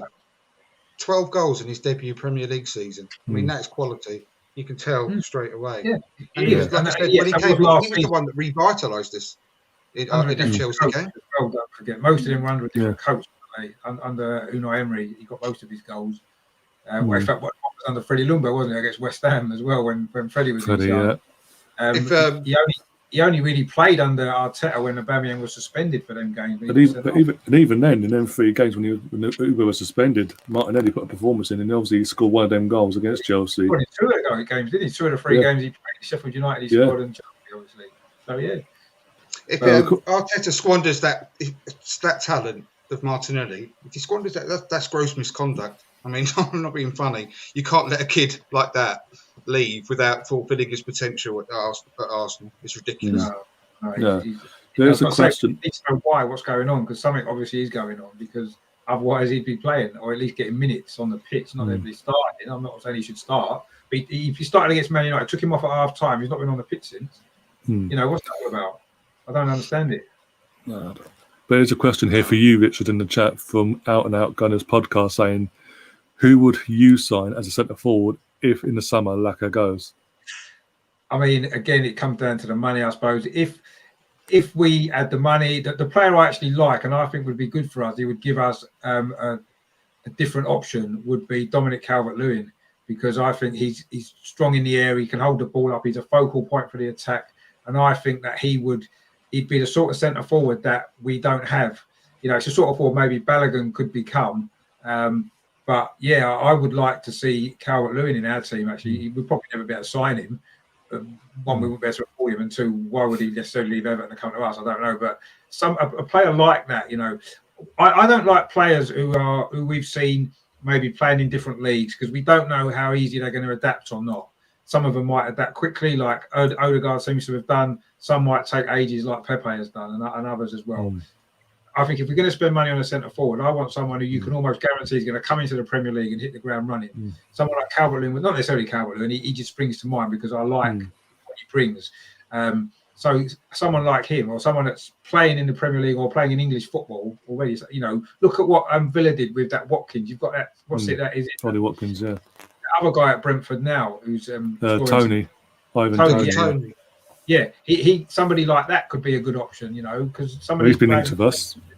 Yeah, exactly. So some of them players in the Championship can step up as Watkins as others. But the thing is, we should look there, look more closer to home. Yeah. Whatever position it is, midfield. That's why I like Basuma. He's in the Premier League already. You know, I don't think we need Buendia anymore at Norwich, because hopefully we can get Odegaard, and he's obviously much better. But yeah, I'd rather look at players that are maybe more close. And we never seem to do it, do we? When was the last time we bought a player? I think it's more down to our. I think that comes down to our fan base, a certain part of our fan base being very snobbery, not forgetting our history of doing things like that. Because again, I keep going back to it every now and then in the podcasts and watch-alongs that we do on these streams on my channel, your channel, or Andrew's channel. George Graham, when he came in, he got rid of experienced players that couldn't cut the mustard where he wanted them to cut. And what did he go and do? He went out to lower league teams, even in our league or lower. The likes of Perry Groves came through as well. Can you imagine? Paul Mercer came through, Rocky Rocastle, Kevin Campbell, Nigel Winterburn. Yeah, two of the players he brought in from our defence were from Stoke. Steve Bold and Lee Dixon. Winterburn from Wimbledon. David Seaman at QPR, even though he was a bit more established when he was brought in, but still a lower league team. Do that now. Our fan base goes into a meltdown. Richardson from Watford, he bought, didn't he? And he was a big part of the team that won the league. And he was. But now I know football's changed, and you know that doesn't happen so much anymore. But can you just imagine if we bought a player from Colchester now for like 75 grand, like we bought, Twitter would explode. It literally would explode within 5 minutes. Look at that. And what was it? Wenger's last transfer window, he brought that kid in that was like literally looking for a club because the club he was at before let him go. What was it? Cohen Bramall. The meltdown our fan base had over that. He was a kid. I'll tell you what, who's worth looking at as well. Obviously, we've mentioned Miguel Aziz, but the other young kid we got on a free in the summer from Huddersfield, Tim Akinola, 100% one to watch for the future. I really like the look of him. Really, really good. He's like a Rottweiler, or maybe a pit bull. Like because he's not the biggest. Well, he's obviously pretty not really growing yet, but he's not the biggest guy in stature. But I tell you what, he's got a heart of a lion. But he looks really skillful and good as well. So I'm not saying he's ready yet, not by a long shot, but definitely one to watch from the under 23s. He looks really good as well. And just touching on... Good point that Shane just made. I don't know who put that cross in. We might have nearly headed that goal in training. Yeah. Who put that cross in? We never crossed like that, not from that side. Definitely wasn't, was it? Maybe it's Tierney. He's only one can cross. Yeah, I know, was it? He's only one. But yeah, touching on our youth, obviously Freddie Lundberg's on the Sky Studio. I did see this clip today. And I took this screen grab from the actual footage that I watched. And basically, these are the stats. But basically, Freddie was bigging up because obviously he coached Bako Saka from literally when he broke through at the youth academy. So he's coached him. He knows his mentality and all that. So he was bigging him up. And these are the stats that Sky have come to put together for this season. I'll put on the screen now here. Premier League rank, and it basically got the star there, and basically that's all teenagers in the Premier League. His goals-wise, he's got 5. He's the top in the at the teenagers in this league for all the stats: goals 5, two assists for teenagers, 53 shots, chances created 27, touches on the opposition box. He's first there at other Premier League teenagers. And it comes to Arsenal. Look at the stat. Apart from the first two, where he's third, everywhere else he's first. And this is an academy player. And again, like Freddie has said, Fred, you need to go back and watch it if you get a chance to. He wasn't he still isn't, but at the time he wasn't the biggest of players, physically demanding. But he went to Freddie and he asked these questions: where can I improve? What can I do? What am I doing wrong? Can you show me these clips? Can you do this for me? He wanted to learn. He wants. And he, 19, and he's but he said that all our stats all season. He's 19. That is ridiculous. I mean, the guy is incredible, isn't he? What an unbelievable talent he is. And we're so lucky that we've got him at our club, really, because he's the future of English football, that fella. I don't care what anyone says.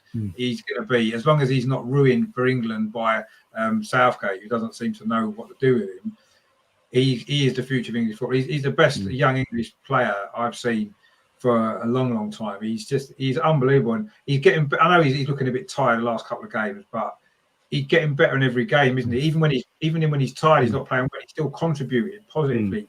Defensively, he's brilliant. Going forward, he's brilliant. Every team that plays against him has to kick him because they can't stop him. He's too good. He's just unbelievable. I mean, 19 years old, he's basically carried us this season, hasn't he? But we had that poor spell before Christmas. He was the one player stepping up, and he's just got better and better. He's incredible. There's no, I know Melvin said before about the ceiling for Smith Rowe, and I agree, but Saka's ceiling literally doesn't exist. He can go wherever he wants to go. And Freddie said that as well.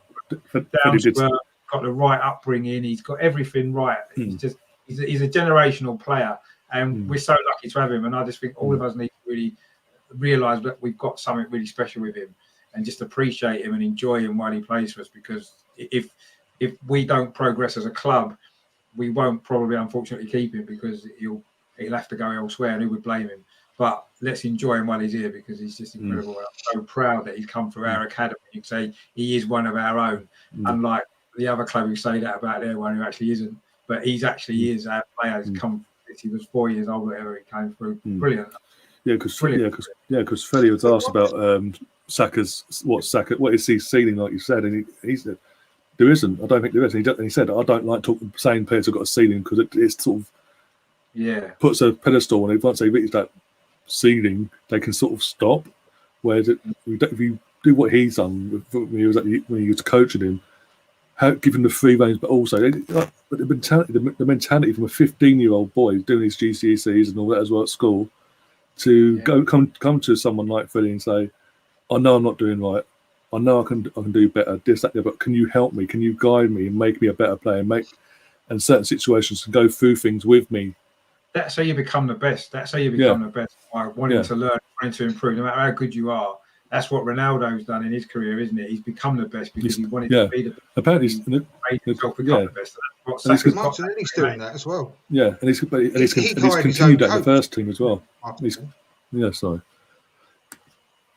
Sorry.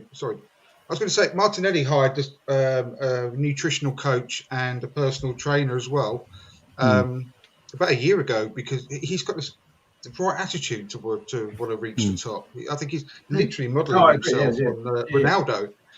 And but what's the other thing I was going to say? I was going to say something else then, but it's changed. No, carry on. Okay, I'll think of it in a moment. Well, I've just seen Jess said she's got to go in about 5 minutes. So I'm going to give Jess a chance to obviously promote her channel and watch it and everything she does on her platforms and where can people find her as well. So take it away. And also score prediction for Thursday. Well, thank you for having me on your show. I really appreciate it. This is a lot of fun. And again, I'd like to come back next season and see if all my predictions came true or if I was just full of crap. You can follow me on Twitter at @It'sJessinho. And then I have an Arsenal show on YouTube called She Knows Arsenal. And if you just type that in the search bar, it'll pop up. And my score prediction for the Olympiacos game is Arsenal 2, Olympiacos 0. That's it. Okay. But bye guys. Great. Thank you so much. Podcasting with you, Jess. Thank you, Jess. Pleasure. Bye.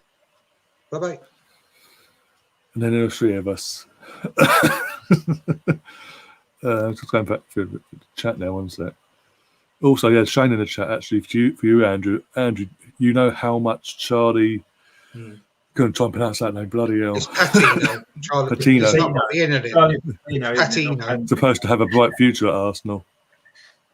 Yeah, I replied to it in the chat. He's only just in the last couple of weeks, literally, been brought into the under-23 squad because I think he's still 17. Everyone is really, really talking him up in the academy as another massive prospect in a similar sort of way to Jack Wilshere was when he was coming through. So I'm going to really enjoy watching his progress in the under-23s moving forward because not being in the squad, I haven't seen that much of him. And it's very, very hard to watch the under-18s games online. So, yeah, I'm going to be looking forward to watching his progress. Kathleen Serjan as well is another one who looks very, very similar, actually. He is touted as being very much like a Mesut Ozil type player, similar to sort of an Odegaard type, number 10, Kathleen Serjan. He looks really, really promising as well. So, yeah, we've got a great squad. I mean, I hate to say it, I really do. And I know I've mentioned it before, but he's a legend, and I actually love the bloke, and it breaks my heart to say it, but I think we need to move on from Steve Bold as the under-23s coach. Quite a few people have said that this season. He's not getting the best out of them. We are in danger of being relegated from the Premier League 2. Really in danger, and we've got a really, really talented squad. We really should be doing a lot better. And people have said to me in the past, well, it's not about the results in the under-23s. It's about developing the players, etc., etc. But but it is about results as well because they need to start learning to win. They need to start being competitive to win the league in the PL2. And if you haven't got that kind of competitive nature, then you might as well be playing school football because you're not allowed to play competitively at underage level in schools anymore either, and it's a joke. So of course it is about winning. And if we get relegated with this under-23 squad, it's really, really not good enough. As I was saying, I've seen quite a few people say literally since he's been, whatever way you look at it, I think obviously it's a massive downgrade from going from there to being assistant back and then being replaced by the person that obviously was there as the assistant at the main job. And he's just lost, he's just lost that sort of drive and you see the difference between when Freddie was in charge of that squad. I know it's a different squad now to what it was when he was there, but you see there's a massive difference there already. And it's like, as Steve Bold sort of lost that desire and passion to do well, because he's already been there. He did what he earned his stripes about 10, 12 years ago when he was doing the youth stuff. And the whole point of him getting promoted to assistant was to get up higher up in the chain, and obviously then go. So he said, well, why do I bother, basically? And it's having an effect on the players. So, yeah, how long have they got left of that season as well? Because that ends before this, the Not main... long. Well, I think we are above the drop zone, but only just. And, we're getting back against teams like, was it Leicester or Blackburn the other day? We got battered by. Yeah, I mean, somewhat. Who was it? Put it Out and Out Gunners podcast. Thanks for your comments, mate. He's put that the selection against Blackburn was disgraceful, and it really was. I hate to say anything back. I don't think he was a very good assistant coach to Wenger either. I think our form. A bit of a yes man. Much of an input. Yeah. There's also YNOT Sentiment FC put a comment about Moller. He was really heralded as the new Zlatan by I think he went to an academy in Italy. Don't quote me 100%. I think it might have been Bologna from Sweden for a little while. And it's them that said that his skill, his ability at such a young age, and the fact that he's very, very tall and sweet, of the young Zlatan, I do really like him, and he looks like a real prospect. And he's something completely different to what we've got. He's very much a penalty box sort of a presence, there for the headers. But he's got that's the old cliche. great touch for a big man, but he really has. He can bring it down from the sky with one touch and make a beautiful through ball. He's certainly not ready yet, but I would say maybe another season in the under 23s. Fingers crossed it'll be in the PL2, not the one below. Then we can really seriously consider him for potentially sort of moving him into the first team in the cups or something the season after next. But he's still very raw at the moment. But I do like the look of him, but certainly not ready just yet. I mean, Shane in the chat is also saying we spent 70 million on Pepe, then Saka and Smith Rowe on the verge of coming through. Any more gems than he ready? We've got the next one. We've got. I reckon. This is. I wouldn't rate him quite as high as ESR as I did, but he's certainly got so much ability. Yeah. I can't wait for him to come through, and I really hope he does sign up for a new contract. And I really, really, really want to see him more involved in the first team on the bench more regularly. I think he's got potential. I think, in my opinion, this is arguably the best youth set of players we've got coming through for a very, very, very long time. Yeah, me too. Yeah, it could be. And it's exciting because it does mean as well we can sort of save money in one sense and go, well, give these players a chance. Like we've done it with Smith Rowe, we've done it with Saka. Hopefully, touch what they do with Aziz and other players as well, because you've got to give them a chance at some point. And why not give them a chance now while we're in this rebuild process of getting the team back to where it deserves to be and needs to be? Give them their chance now and let them be part. If they are good enough, they can be part of something exciting going forward. It's like, again, going back to George Graham. This is what George Graham did. Yes, he went and bought players from, like we said, Stokes and Wimbledon's, but they weren't like the big names in this that you'd all expect from an Arsenal any time in life. But they were young, hungry, and even again the youth players he brought through at the time, the Kevin Campbells, Rocky Rocastle, Paul Merson's, etc. It was the young, hungry that wanted to win. All they wanted to do was play football and win trophies, and win silverware, and win titles. Yeah. And this is a perfect opportunity for these players.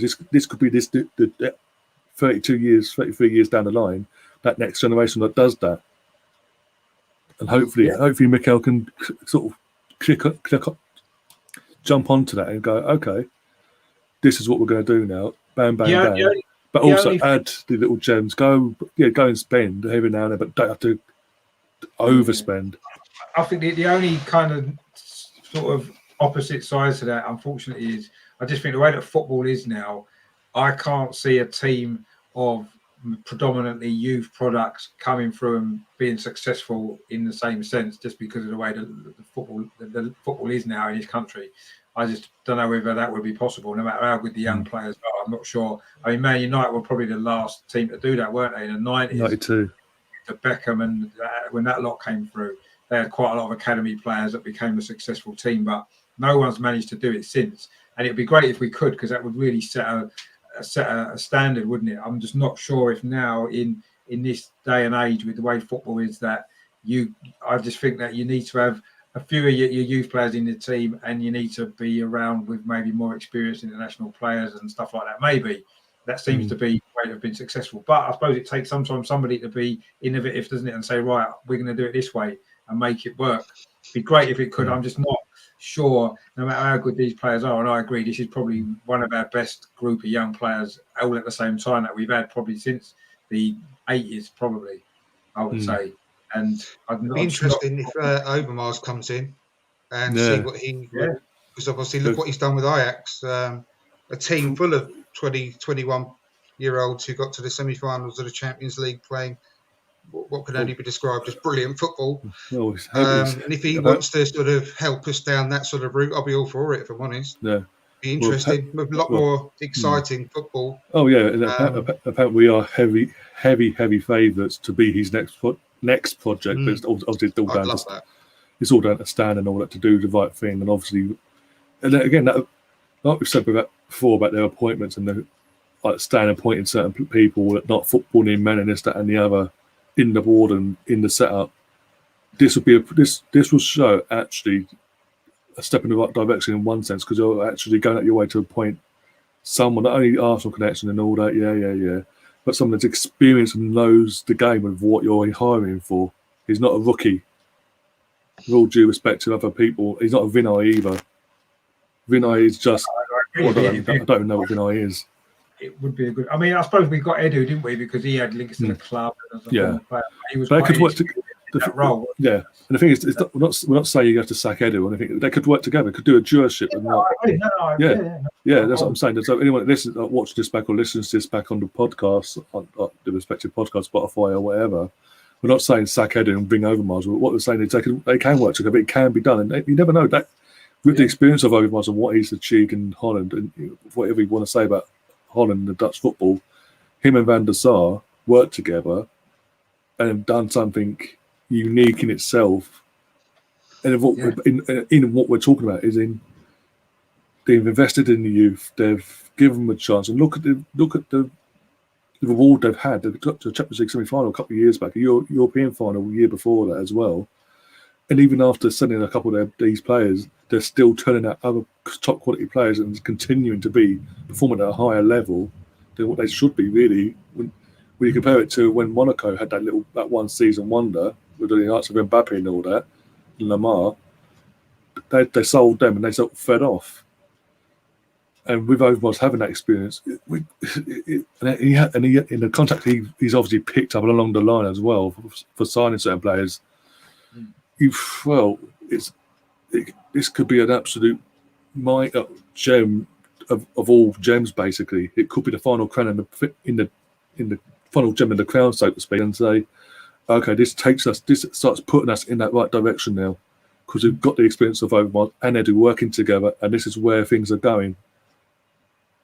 Yeah. And what's the worst that can happen? We've got you've hired a footballing man, well, two footballing men to come together, two Arsenal men coming together, working to get the club back to where they were as players as well.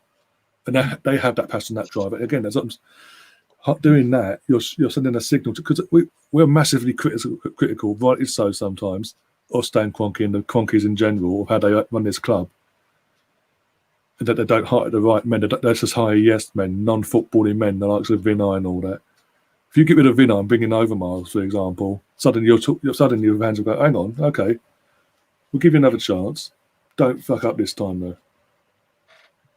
The only issue I've got, well, not an issue at all, but a worry with Overmars coming in is that I'm pretty sure he had a massive falling out with Bergkamp, which is the reason why Bergkamp ended up having to leave Ajax. Overmars? Oh, bloody hell. Yeah. If you look on the, if you have a search for it, I'm pretty sure that's the main reason. They had a big falling out.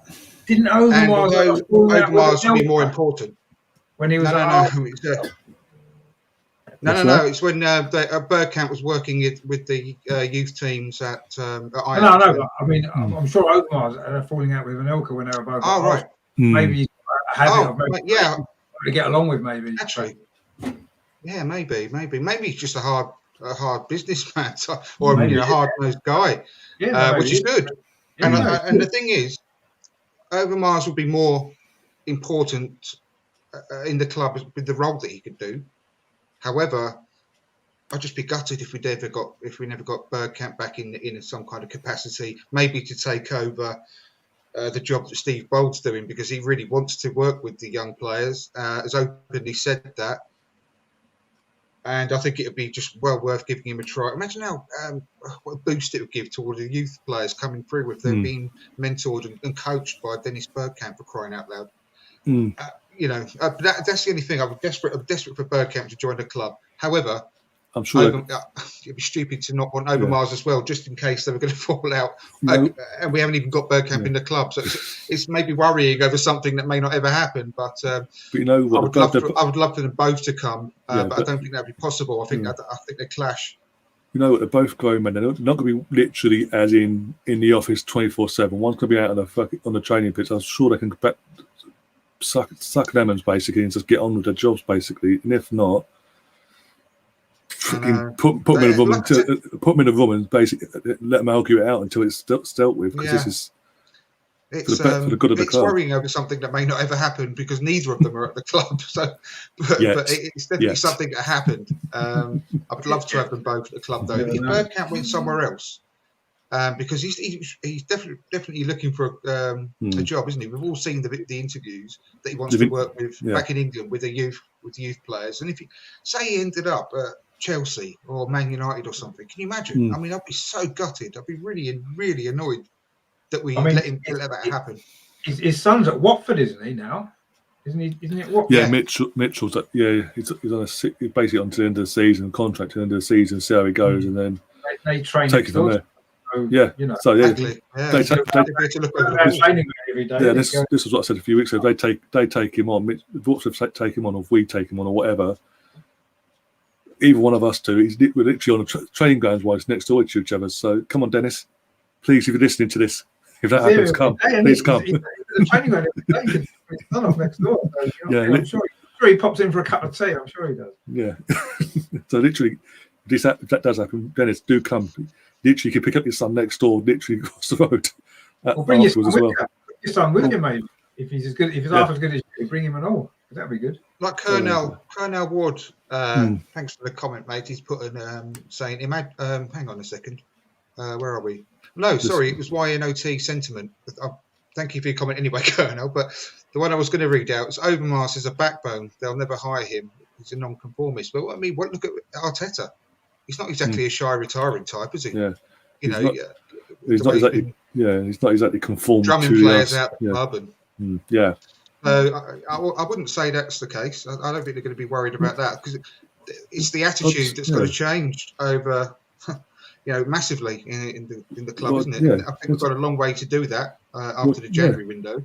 Well, as you said, Arteta's come in and within a year, he's made the club take out loans to actually buy out contracts of fucking certain players in a pandemic. Yeah. I think people have given him stick for saying, well, anyone can do that and pay off people's contracts, blah, blah, blah.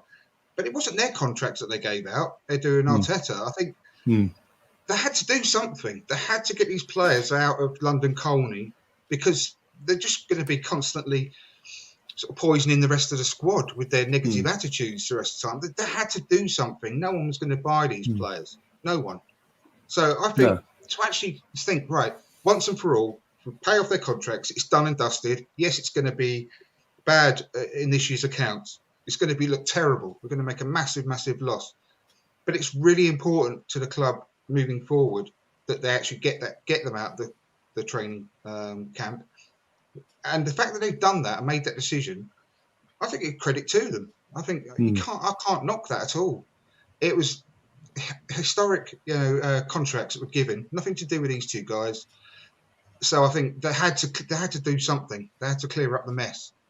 So I think fair play that we actually got it done, especially in January. So we've got a head start come the summer because I tell you what, this summer we've got twice as much work to do as we did in January still.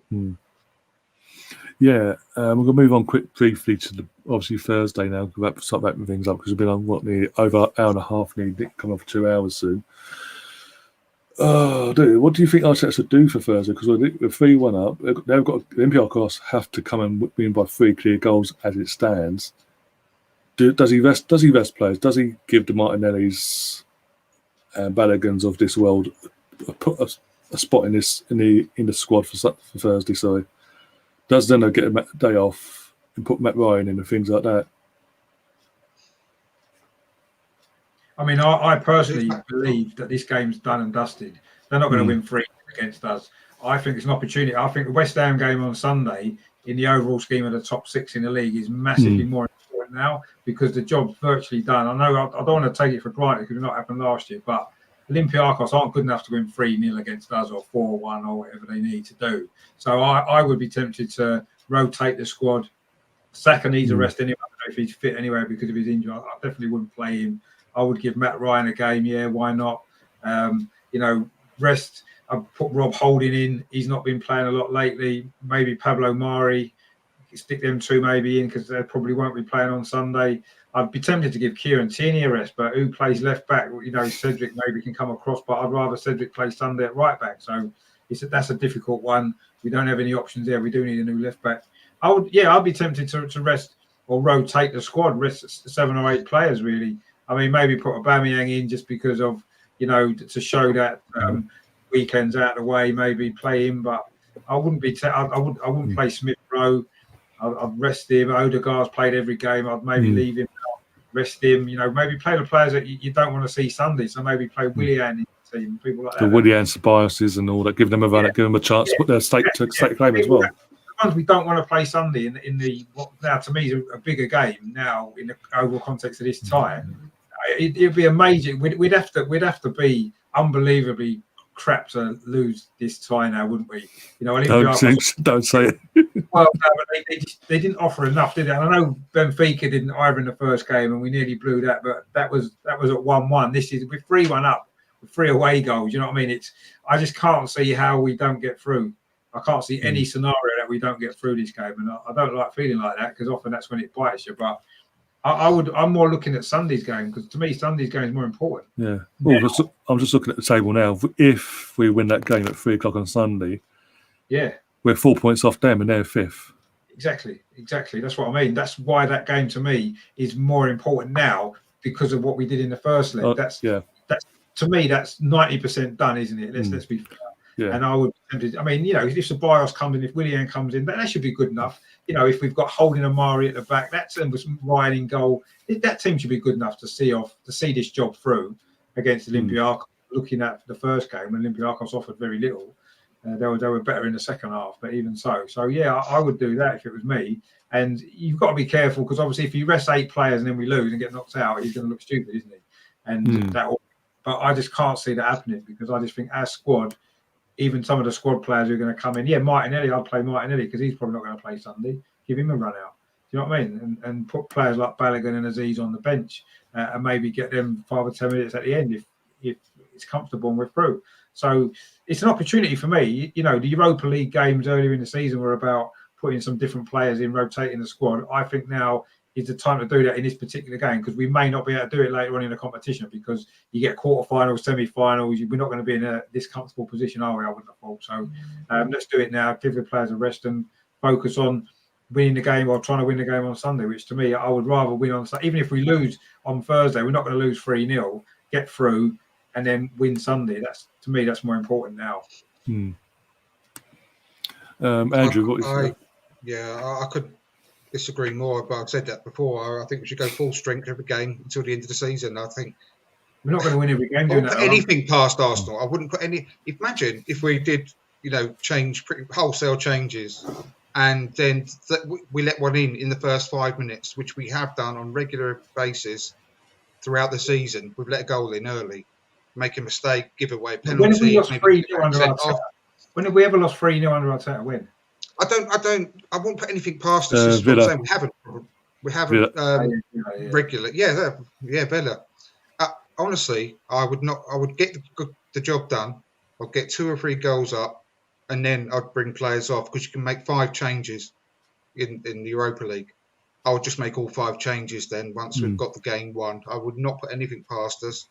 Like I said, can you imagine the anxiety if we did that and let a goal in the first 5 minutes? They're not going to beat us 3-0, Andrew. I just can't. That's what everyone says. I wouldn't risk it personally. I would not risk it. It's so important. We're only in 2 competitions, like I've said before. We've got a maximum of, say, 13, 14, 15 games left. If they can't motivate themselves to play in these games, rotate them out. Fine, they've got the wrong attitude. And if you've got injuries, like I don't think probably Saka will play anyway because he came off at half-time with a hamstring injury. So he's going to be rotated. Pepe can come in. Yeah. In that sort of situation, that's absolutely fine.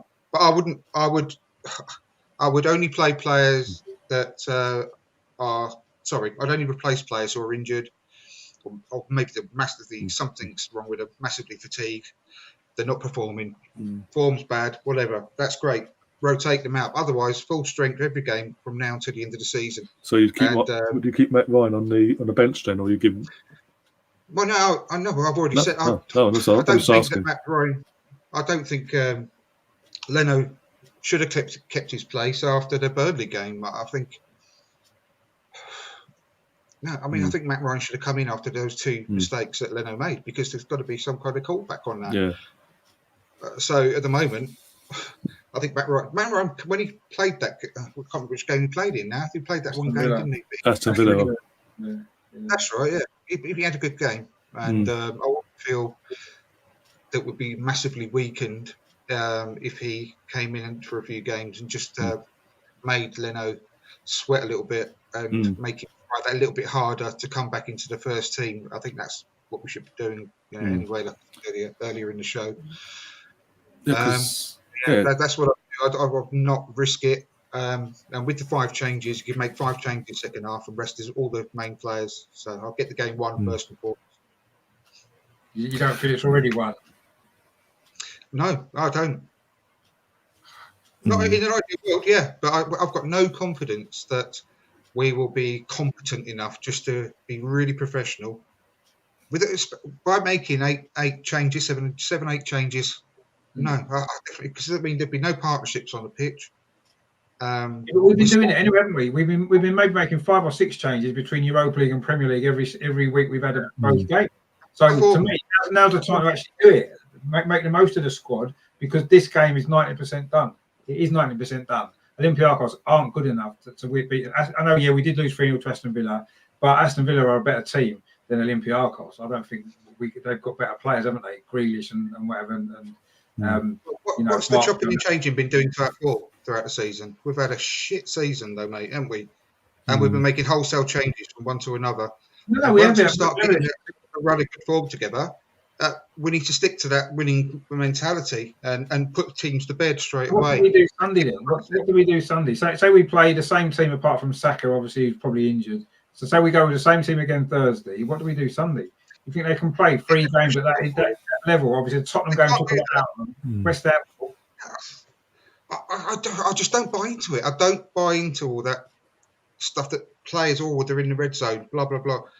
I just don't buy into it. I really don't. If they've got the professional footballers that get paid to play well, they will not train between Thursday and Sunday as hard as they would normally do between 2 important games. They can get through it, in my opinion. What about the squad players? What about some of the squad players who have been on the bench and not been playing much? Come on, once we've got the game won.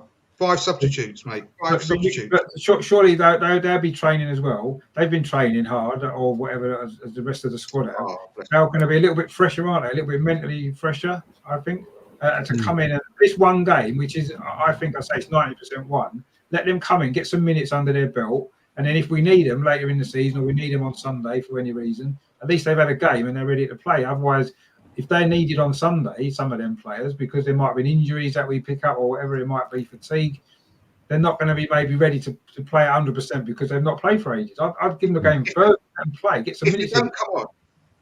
If they don't come on Thursday, that means we've not got the game won. And I know I'll be proven right, because they won't have. If they come on, play the full second half, then we've got the game won and the job's done. That's my opinion. We've given away too many mistakes, too many individual mistakes, too many chances to teams, and we've let too many goals in within the first 5 minutes to just assume that we're going to coast through this game with Bob and make wholesale changes. No, I can see where you're coming from. Do you not feel that obviously Olympiacos need to come and score goals? If they get an early goal, as the game goes on, they're going to take more and more chances. We're going to have loads of opportunities to catch them on a counter-attack. And even with a few players rested, we've got the quality to do that. I can see if Olympiacos score in the first 5 minutes, I can still see us scoring 2 or 3 on the break. And then it's game over, isn't it? If you score 1, it's game over. They're not scoring 4. We only got to score 1 goal and we're through, guaranteed. This is the most important season, the most important competition that we've got. I mean, obviously, with this and the Premier League, there's 2 competitions, and there's not many games left in both. We've got to go all out to win them both. We're not obviously going to win the Premier League, get European football in the Premier League.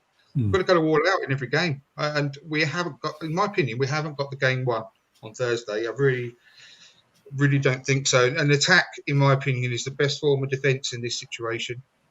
Play the best team, get the game won by half time, take all the most important players off. That's great. That is the perfect scenario, because they'll be only have had 45 minutes in their boots, and then the fringe players, like you mentioned, they've got 45 minutes in their legs as well for Sunday if they needed. That's the way I would do it. That's only my opinion. Only my opinion. Yeah. But I would definitely not say that the game's won and it's easy and it's a stroll. It's been there before. Well, Steve in the chat's also saying, don't forget that Ryan could be our number one if Leno, who starts his 4th season next season, refuses to sign a new deal.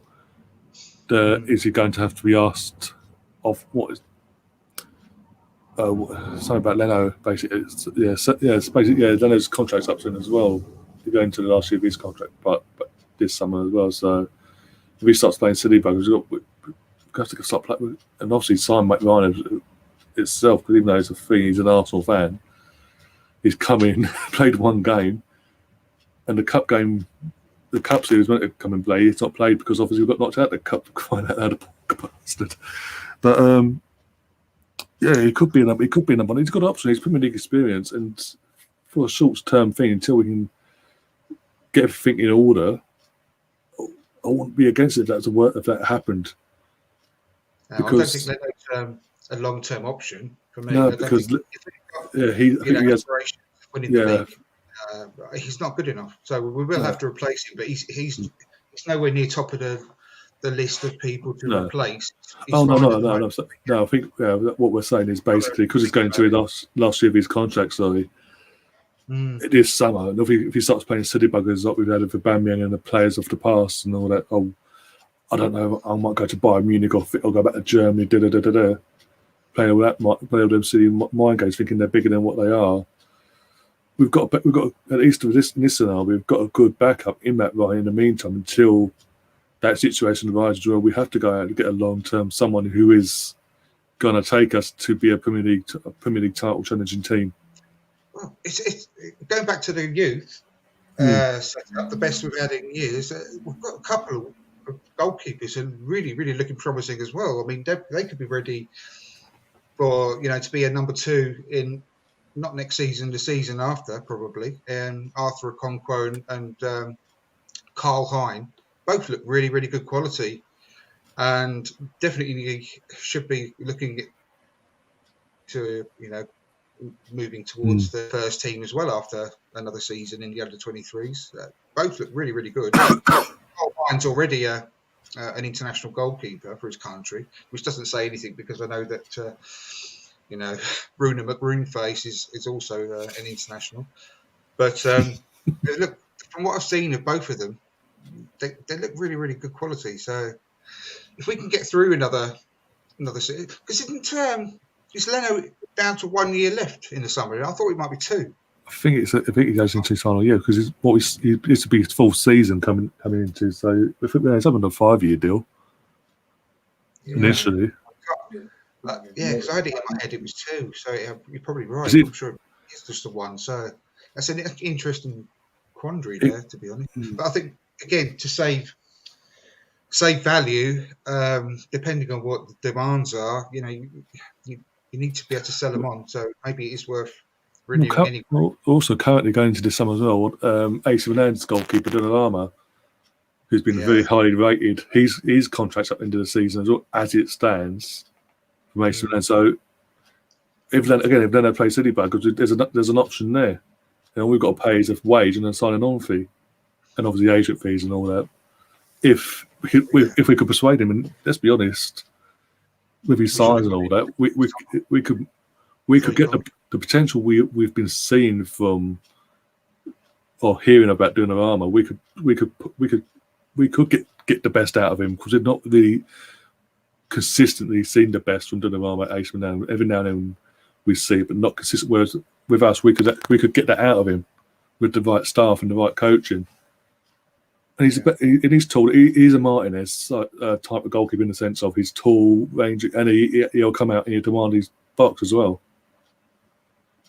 So that's again, it's a worst case scenario. But so for people that come and listen to this or watch this back and hear this bit and go, but what goalkeepers are out there that would take us to that next level? Well, that's one of them. There's plenty of goalkeepers. You've just got to literally, it's all about recruitment. Again, Tony Adams has said this, it's about recruiting the right players at the right time. And business and being able to agree, if you have to sign a player, as in go to that club, go to a club and pay a fee. It's about negotiating the fee itself, and also then the payment installments. It's not you don't just because it's a set fee doesn't mean we're paying it all in one hit. Like we're hearing with Pepe, we're paying that over what 4 seasons. That 72 mil. Yeah. So people need to sort of come on, be realistic now. We know if we want to be competing again and going for titles long term. As you said, Leno can't be part of that because he's just not. He's a shot stopper. He's a bit of a Fabianski when we had him at Arsenal. He's a good shot stopper, but other than that, he doesn't demand his box. He isn't big enough presence. He makes mistakes that we've seen recently, and yeah.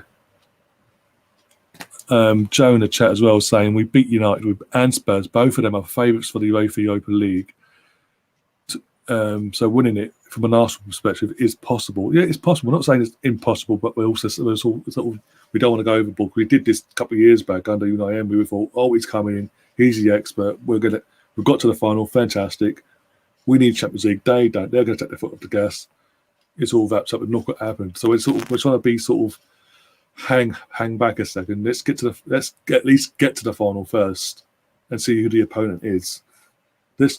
I'm sorry. Out of the two, if we had to play one of the two in the final, I don't want either of them. But you know what? Just for the sheer rivalry, I'd rather have that lot down the road just to rub salt in the wound one more time. Especially if they were to lose the League Cup final against City, and they don't get a European spot, they fall out the European spots as well as us, and they have to win like us in that final. The final to be in Europe next season. What better way to end the season than doing it? Not only winning the European trophy, but stopping them from getting European football as well. Well, imagine beating United in the final would be ideal. Beat Spurs in the semi, United in the final. That's happy days. The thing is, I guarantee if all 4 British teams get through, that means us, Rangers, United, and that lot down the road. Guaranteed, when the draw's made next week. Is it next week or this week? No, this week. Sorry, this Friday, I think it is. Friday, yeah. This Friday, I guarantee one of the draws will be either an All England affair or it'll be Rangers versus one of us three. Because they won't want Rangers in the final. Because they won't want Rangers in the final. Yeah, can you imagine? So hopefully fans will be allowed back by then as well. Oh, by then, yeah. I think we'll be travelling by then, yeah. Some fans, not the whole. Yeah. But imagine the atmosphere of a Rangers Arsenal final would be amazing, absolutely amazing. I'd love that. Yeah, because the reason I say that, what I said about the cup finals, because UEFA will not want to risk keeping all 4 away from each other, and then having an all British affair in the semi-final, having that risk. Because they didn't like it when we did it. Had an all English final in both competitions 2 years back. They hated it. I'd like Mulder. Sometimes just in the next round. That'd be good. But yeah, I wouldn't mind it. I wouldn't mind any of them in the final. Let's be honest. It's a European final. I think anything can happen. We've just got to if we get to that final, if we do, which is a long way off. Because I guarantee, you know what, if we get through, I guarantee quarter-final Arsenal for the Real. Guarantee it. Just for the sheer banter of it. Just because you wait for me up. Why not put Arsenal's former manager Unai Emery? Since the Olympiacos last year, when we got knocked out the second leg, I mean, there's not many must-win games that we've lost, is there? Really, we seem to rise to the occasion when it really, really matters. Yeah, we won the semi-final, the FA Cup semi-final. Man City won the final. We beat Liverpool in the league as well. That back end of last summer. I can't think of many must-win games that we've lost. It's the ones where we should be rolling teams over that we struggle with, like the Burnleys and the Burnleys of this world, and so forth. The Sheffield United. Stupid games, yeah. When push comes to a shove, we do generally rise to the occasion, and You know what that reminds me of? That reminds me of George Graham's Arsenal. Especially towards the end, when the big games we would get a result in, but we would often lose to Oldham and Swindon and crap like that. We would have, but when it mattered, cup semi-finals, the games in Europe and stuff like that, we tended to win, didn't we? That was very similar to George Graham, actually, that we did that. And I think it's difficult to say we haven't lost any must-win games, because there was a lot of league games before Christmas that were must-win at the time and we lost them. But the really big one-off games, we haven't lost any, have we, since that Olympiacos? Well, I suppose Southampton, the FA Cup this season, but he rested a lot of players for that one. Didn't really take it. It was pretty much our youth team's second string. That was. That's my idea for Thursday, mate, as well. Southampton in the FA Cup. Yeah, but I don't mind losing 1-0 Thursday. I'll take a 1-0 defeat Thursday all day long. Not bothered. We're through. Long as we get through, I don't care. Well, if we lose 1-0, we're through. It doesn't matter. We lose 2-0 even, we're still through. I'm absolutely positive in so many ways that what I'm doing is being really, really overcautious about Thursday. But what I really fear is that the first 5-minute goal concede, and then we start going crumbling, like the last 20 minutes of this Spurs game. Can you imagine? I can just see that happening. I really can. If we do too many changes, I'm trying to get the game won first and foremost, and then take all the players out that we need to for the Sunday game. But I could just see us doing that. Just going to pot. Colonel in the chat saying, yes, we are Arsenal, but please let's not forget Milan are a bigger club than Arsenal. They're even competing for their league. Yeah, this is in a season where Juventus are in transition. The Juventus are just falling off. They hired the wrong man. Let's be honest. They've done what they've done. They're fucking up. But Inter Milan are where they are. So it's given AC Milan that platform to go for it this year, because apart from Inter, it's a free fall for every other position basically. Over 2 legs. Over 2 legs. We've got a chance against anyone. And also let's not forget we've played AC Milan in Champions League knockout games over 2 legs. When they've had the team itself we've had is arguably better than theirs, and we have knocked them out over 2 legs. I think was it there? Oh, the year we had that white. Man, you weren't anyway. They were all right. They wasn't brilliant. They were all right. Yeah, it's just Man United being Man United, because of how poor Man United play, home or away, especially at home. AC Milan look better, but again, I haven't seen much of AC Milan this season. I would admit. I saw that game United, and I thought, but we've played against the bigger and better AC Milan side in the late 2000s, late noughties side. When we went 0-0 at our place, because our home leg was at our place first, the first leg. We had then, though, to be 0-0, and then we went to AC Milan, San Siro, and done something no one at that time had ever done, and that was going to do a Milan double. What a team we had then, though. We had a much better team we've got now as well. I mean, maybe Milan did. Oh, no, that, but I'm also saying we have played bigger, but we have played a stronger AC Milan side and over 2 legs. Yeah, in a one-off game. Yeah, if it's a one-off, if it's like the final itself, then you can say, okay, I get where you're coming from, because in a one-off game, anything can happen. But if it's over 2 legs, especially if we make the home leg count, be it first or second leg, that's what matters. We need away goal or 2 away goals, and you're pretty much through up now. At this point in the competition, that's what matters, the away goals that you get. If you're away first and you get a goal or 2, you're in a massively good position, aren't you? The reason for that comment is earlier. Did you see the reason for that comment about why on earth Donnarumma would consider leaving Milan to come to Arsenal? And basically, I replied, to board up ambition. Said, we're still Arsenal at the end of the day, and listening to a load of European football podcasts like on the continent. Stuff on the Totally Football show, daily football show, BBC One, Football Daily, and they've got the European edition on one day a week. All the top sort of pundits from across Europe. On a few occasions, I've heard that we are really sort of attracting a lot of attention, because there's the exact question about the Arsenal rebuild sort of came up, And some of the pundits were saying that people across Europe are really taking notice of what Arteta is doing for Arsenal, and it's seen as a really exciting project and rebuild. And the fact that we are Arsenal will never go away, and we will always be a big draw to any player across Europe. And at the moment, we are, believe it or not, after the season that we've been having, people are still noticing that there's things going on, and it's an exciting time to be part of this project. So I do think that we will still be able to draw players into the club, regardless of how bad the season we're having at the moment and what a tough time we're going through. You've just got to hear some of the even more recently, Odegaard, who again keep saying he's a lone player, but even he said us when he had offers on the table to go to other clubs, this, that, and the other on loan. Mikel Arteta personally called him, and he sold him the project. He brought into it. Again, this is what I keep saying about Odegaard as well. For him to say that, I think he sees himself at the club longer than just these few months. And hopefully Arsenal don't drop the ball here, because we've seen it. That's a few games. He's only just getting to his match fitness and all that, and he is alone.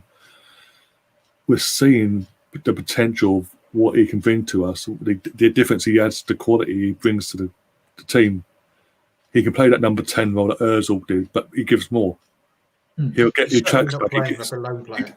No, exactly, and he's not talking like he's a lone player either. Like we just said, even recently in an interview since he's come to Arsenal, he's saying maybe I did make a mistake. I admit I made a mistake going to it, but maybe I sort of picked Arsenal and things like this. And the reason I picked this squad number 11, is because I see it as being able to that's a number I can keep hold of next season. So he's saying certain things.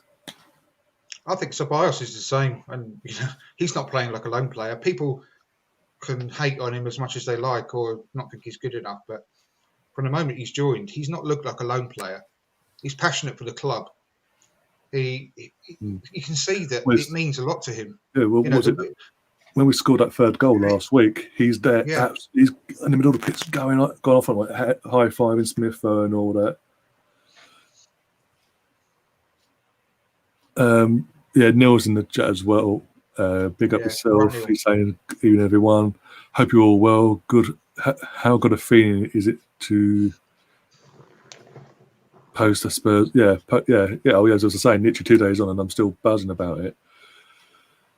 Oh dear! When we score, do you see? Yeah, exactly. Yeah. This is what he's saying in the chat. When we score, do you see by celebrations? I think you mean Danny's. Yeah. Yeah. And even Odegaard in the previous round against Benfica, when Aubameyang scores that winner, he turns around and he's literally like rooted to the ground, celebrating, screaming to his lungs about to burst. You can tell. I said it during the watch along. I said something along the lines of, you can just see already that he feels an axe, like he's a gooner. He's not on Chambers. I just read the thing of Chambers. He's not like on loan. He's like an Arsenal player, and you can see that he feels it already. So I'll just quickly say I do really like Chambers. I really do hope we keep him. I think that there's players we could sell over and above him, especially considering that he can play in the 2 or 3 different positions as well. So yeah, I do think that he's when he got injured, before he got injured, he was playing. He was one of the players of the season up to that point. Well, that's what I've said. Absolutely was. As you know, literally last season, and I've said recently as well, reaffirming it, that when he came back from Fulham, under Nemi was here before he got sacked. Chambers came back out of man possessed, like he had a point to prove, and he was playing right back, centre back, midfield, left back. He weren't complaining either, and he got on with it. And arguably, he was, as you said, a player of the season up to the point where he got injured. Do you remember that game where he did? He got 3 assists and a goal. I think, and one of them was that amazing cross on the volley. I remember that. Yeah. Really amazing cross on the volley. He hit it real pace. Forest in the cup. Might be Forest in the cup. I can't remember. It might have been that 5-0. He's got that beautiful header. Yeah, but I'm sure he got. In that game, got 3 assists and a goal. I like Chambers. I do like Chambers. I just don't think he's good enough. If we want to progress. I think he's a decent squad player, I suppose, and he can come in and do a job. But if he went, I don't think we'd miss it if he left because he's like played apart from anything else. Well, and stuff. And I think he's a nice guy. He's a decent enough player, but I'm just not sure if he's what we need. I think we've got better players now that are in the squad ahead of him, and I think he's going to struggle to get a regular game anyway now. So I'm talking about a squad player, like you say. I don't think you get much better than him as a squad player who knows he's not going to play every week, but he never moans. Like I think Neil said, he never moans. And I think he'll be an ideal player to keep it in the squad, just as a backup and to play cup games and so on and so forth. But because you're not going to get much better than him without moaning. If he could play left back, I'd agree. If he could play left back, I'd agree because we need someone who can play. Yeah. Well, he did play there a couple of times under Emery. Great point.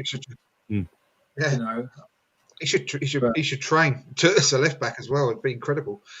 But if you get a better player than him, they'll want to play every week, won't they? And they'll start moaning and they'll start getting unhappy.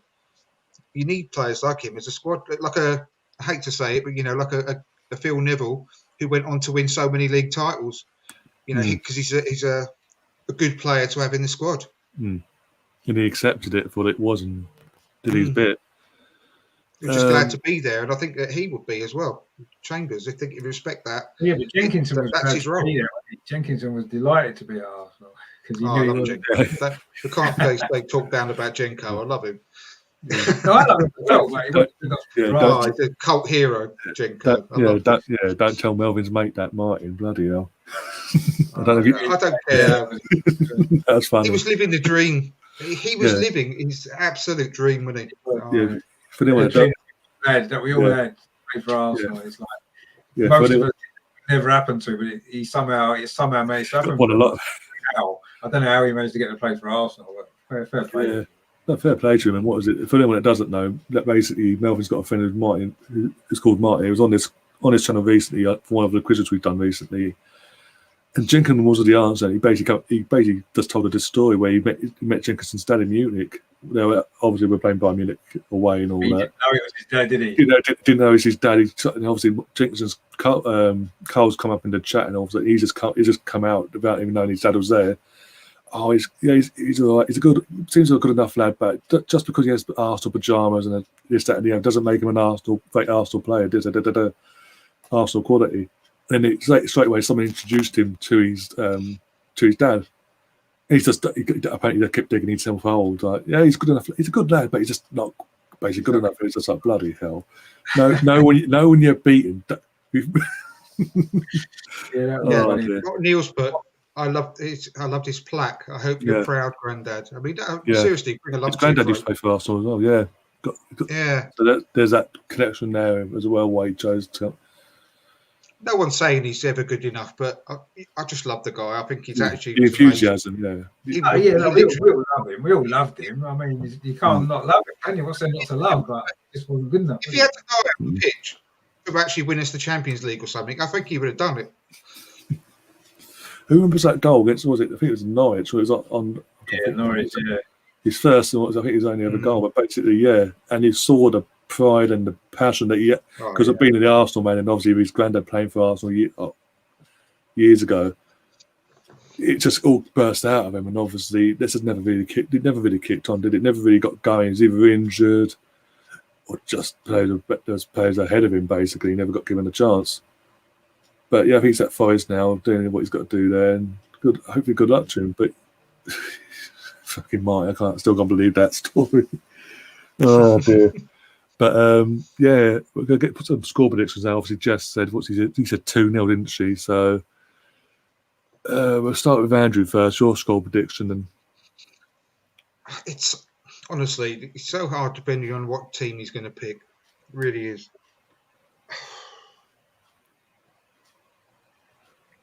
I'm going to hope that he does go pretty much, maximum of 2 or 3 rotational players to start off with, because like I said, you can make 5 subs anyway, so I'd hope he goes down that route, get the game won, then make the subs. So based on that, I will say tempted to go the same, but I won't. It's Jess really. But I'm going to be positive. Hope that he does the sensible thing, and I will say, after a tense opening 60 minutes or so with maybe a 1-0 lead, or so, we'll go on to win it because they'll just run out of steam. So I'm going to go 3-0. Okay, that's a positive. Positive selection. Yeah, to be honest, I was thinking 3-0 myself, considering going by what I saw last week, and plus we're at home this week. And if we score an early goal, I think they'll just give up the ghost and we'll just kill the tie completely. Then, like, really ram it home to them and sort of send a signal out. Because obviously the next round's at our states, so we need to send a signal anyway, and sort of redeem ourselves after last year against Olympiacos. And so there has been improvement in that side of things. Mitchell, what about yourself? I think he's going to rest a lot of players. I think it's going to be a rotational team, maybe 6 or 7 changes or something like around about that sort of numbers. I think a lot of players will be rested. I think that we won't go all out to win the game comfortably because I don't think we need to, and I think subconsciously that'll be a thing. I actually think we'll win 2-1 just because I think we're better than them. I think they will come forward because they need to score some goals, and they probably will score one. But I think even with a weaker team, technically weaker team, or a changed team, should we say, not a weaker team, I think we'll win 2-1, and I think we might even be 2-0 up, and then we maybe just switch off like we did on Sunday and see the stupid goal. But yeah, I think 2-1, seal it nice, and we're at be 5-2 on aggregate winning. That's a pretty good message to send out, isn't it? Winning a Euro by 5-2 on aggregate. I'm happy with that. Yeah. That's just saying I wouldn't take any chances. After at the first 60 minutes, I think we'll be worried about if something making a mistake. I think we'll be playing well within ourselves, and after the 60-minute mark, we'll suddenly realise that, well, the chances of them coming back now are very slim, and we might open up a bit and start getting a bit more confidence and knocking it about. And I think we might get late goals to make the score look highly polished, but whereas it'll be far from it, I think, during the actual game. That's my thought process about the way it will go. Maybe. As long as we get through. That's all. Without any injuries, without any major dramas, just get through. Nice and simply, nothing too silly. Just get the game done and then move on and look forward to the next round. Hopefully a good draw comes out on Friday and we can, keep the season going, because I think the momentum is starting to build up over the last few games. We're starting to play a bit better, I think. We're creating more chances. We are starting to score a few more goals, still missing far too many. And we can get some momentum built up, get through Thursday, win Sunday. Suddenly the top 6 is there, and it's almost back in our hands again. Not quite in our hands, but we'll be getting back. There's hope, basically. Yeah, there's that chance. It's going to be easy though, because West Ham are a good team. Oh, it won't be no. We need to play. If we play as we did say against Leicester, for example, and we did against Tottenham, we've got a chance of beating anyone. And West Ham have had a good season, but they're beatable without a shadow of a doubt. So that's what I want. That's what I want for the next week is to get through on Thursday and then beat West Ham, and then get a good draw Friday, beat West Ham, and then it's not a bad week, is it? When you think about the Tottenham as well, we'll all be happy with it. Well, we consider a week ago we were doing a podcast saying basically players need to show they care. It's time players need to step up and show they care. Basically, give a crap. And to be honest, we could go for the extent that was before, obviously, the Olympiacos first leg. So if we obviously do both to finish the job on this Thursday, that's 3 games in where they have actually shown it, especially on last Sunday just gone, without the talisman and captain of Aubameyang. You can't ask for much more than that at the moment, especially as we are into transition. We have got a fully fit squad as well as it stands. And no coincidence, we bring in. Saka's the only probably doubt, isn't he? Maybe. Yeah. But basically we brought in that guy from Brazil, that physio from Brazil. Literally, since he's come in, the injury list has got shorter and shorter, and then literally Sunday we had a fully fit squad. Yeah, rumour has it that he's got all the team playing beach volleyball against the Brazilian women's beach volleyball team, and that's really improved their fitness. It won't stay as long as they keep doing that, though, will they? Their libido's gone through the roof. Oh dear! And with that, I think we better wrap things up. But yeah, we'll be back tomorrow doing a watch along tomorrow for the Atletico game. It's Champions League, thought why not? So it's a bit of content. And then Arsenal might be back on Thursday. Early kickoff as well, 5 to 6 kickoff. So we start going on about 25 past, 5:30 with the guys, go for the team and all that. Have a bit of a laugh. And yeah, hopefully we can finish the job. And then Friday, if we do, obviously we don't bottle it, we do get through. Friday, I'll be doing the live reaction to the draw as it happens, like we did last round. Saturday, probably do a preview for West Ham, and then West Ham obviously on Sunday, 3 o'clock kickoff. Going to try and squeeze in the Old Firm derby as well. That's a midday kickoff as well. Try and squeeze that in if I can. And yeah, busy. But yeah, before we fully wrap things up, Andrew, where can people find you on your channel and on your social media? Yeah, it's From Dial Square to Where YouTube channel. So please give us a subscribe, along with obviously this channel and Richard's, over and over and over again. All great channels. I'm happy to say I've got a match. Got a show tomorrow, 8 o'clock. If you two guys are available as well, Ryan and Richard, I don't know whether you are. You're more than welcome to join me. I'm going to be doing my choice of the 25-man squad list for next season. That's the way I see it. So it'll be quite an interesting one. Next Wednesday, a week tomorrow, I've just had confirmation with hot off the press within the last hour from Graham Ricks that he's available a week tomorrow to come on the show after his illness. So again, welcome to come on. That'll be a great show. So well worth a subscribe just to make sure that you don't miss that one as well next week. And on Twitter, I'm at From Dial Square, so give us a follow on there. And if you ever want to come on the channel, anyone, all the excellent comments that we've had on the show tonight, which have been really interesting moving forward. If any of you want to come on any of our shows, I'm sure I can speak for all three of us, then please send us a DM on Twitter and we can get that organised as well. Because I think, again, I can speak for us all, that all of our shows are for the fans. We don't do it for anything other than, the great community that we've all built up and all the great fans that we've got.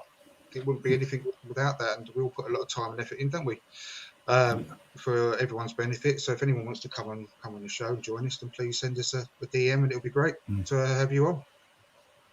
Yeah, exactly. I second that as well. Richard, what about yourself? Where can we find you and your channel and what you got coming up? Yeah, well, I obviously second what Andrew said there. Yeah, I mean, I think we all appreciate the support that we've all been getting on, from guys in the chats and everything like that, people that come on the show. So yeah, it has been a good little community that I never thought that being on YouTube would be like this. Actually, it's a lot kind of better than the whole experience is a lot better than I was anticipating it to be. Actually, which is really good. So my channel, it's over and over and over again. The Positive Arsenal channel. I try to do positive content in the sense of what I mean by that is it doesn't necessarily mean that everything we're overly positive about everything, but just trying to not kind of get all the negativity that you seem to get elsewhere and all that kind of stuff, and try to be more reasoned about the issues that go on. Obviously not everything's positive. We lose games and it hasn't been a great season, but that's what I do over there. I mean, I've got some good stuff coming up on the channel. I'm putting a video out tomorrow about the whole Aubameyang captaincy and all that kind of stuff. I'm doing a video of that tomorrow, so that'll be out about lunchtime, and then I'll probably do a watch along Thursday of the Olympiacos game, and then I was going to be doing my West Ham preview show Friday, but I've just found out the Arsenal women's game's on Friday, so I might do a watch along of that and move the West Ham game, so the West Ham preview to Saturday maybe, depending on if it was availability for that. So I'll have to see. I'll have to think about that, but there'll definitely be something on Friday. It'll either be the West Ham show, or it'll be the watch along of the women against Man United, and then. Obviously, Sunday I will do a watch along at West Ham and do the fan cam reaction show and all that kind of stuff afterwards, which has been I've enjoyed doing that actually. It's good fun getting you guys on as well. Maybe Andrew might be able to make it this week, hopefully. Yeah, on Sunday. No, I will. Well, I'll definitely. If you're invited, I will. I had a phone call appointment, I'm afraid, at that time. Last time, but I'll definitely be up for it. And can I just give a quick shout out to Neil as well? His podcast, obviously the Purely Arsenal podcast, which is absolutely amazing. Definitely give that a listen, everyone, and subscribe to that on YouTube as well. And obviously Russ's channel as well, who's there in the chat. Russ nice. Morgan. Another couple of really, really good channels. But I think we should all, help each other out. I think we all create good content in our own right, and I think we should all support each other, because I don't think that we are in competition. I think there's plenty of room for everyone. No. I think, especially during this lockdown, I think I've been listening and watching to so many, and it's been a lifesaver, to be honest, with all the content everyone's been doing. So please subscribe to those as well. No, it's not a competition. We're not against anybody. I don't look at it like that. There's also the Out and Out podcast as well. Dave was in earlier in the chat as well. It's a new podcast that he's recently set up. That's got some good stuff on as well. So check everybody's out, because there is some great stuff on. Shane as well. Shane in the chat there. He's always in the chat on my channel as well. Really good support of what I do and what you guys do. So it's people like that make it worthwhile, isn't it? Sometimes a lot of work goes into doing stuff like this. Preparation and all that kind of stuff and everything else. And sometimes it's easy to get down about it and think, oh, is it worth doing it? Is it worth doing it? But then you get people like Shane and stuff like that in the chats that really like what you do and supporting you, and that makes it all worthwhile. To know people out that are supportive of what you're doing, and that's great. And obviously, we can sometimes sit here, we could be talking amongst ourselves, just the three of us. It doesn't matter. But when there's people watching that enjoy it, it makes it even better, doesn't it? It makes it even more worthwhile. And that's what it's all about, I think. Yeah, exactly. It's people. It's like you said. It's people. It's kept. Like you said, it's kept you. It's kept Andrew going. It's kept me going as well. Especially when I had that issue. What was it? Just after New Year, with the bloody idiots. We all, as we've chatted privately about it and what they accused me of and all that. I was just with me being ill at the time and mentally, I was just like, is it worth it and all that? But people like yourself, Andrew, Richard, Sam, Neil, Melvin, Shane as well, and others. This is endless. Even Joel, everyone in our group chat we have on WhatsApp as well. That's what's made it worth keep going and block out the idiots and feed off the positivity, because especially from an Arsenal perspective, from an Arsenal fan base perspective on YouTube, there is a lot of Arsenal content out there. We're not competing. That's the thing, and some people think that they are. Some people out there do think they are. I don't know why. And it does do my head in, because we're all meant to be Arsenal fans, doing the same, providing something for other fans around the world, that to bring, especially in this time, the last 12 months where none of us have been able to go together. So trying to reach out and bring them even closer to our community as well, and just bring them a bit closer to the club itself. What more can we do to prove that we are? I mean, Andrew started it a while ago. The hashtag Gooner family. We are a family, like it or not. And some people will think they're in competition. They're going to be like that. That's their own agenda. They can go off and do their own thing. Then don't need that mindset. We'll stay here and do what we're doing.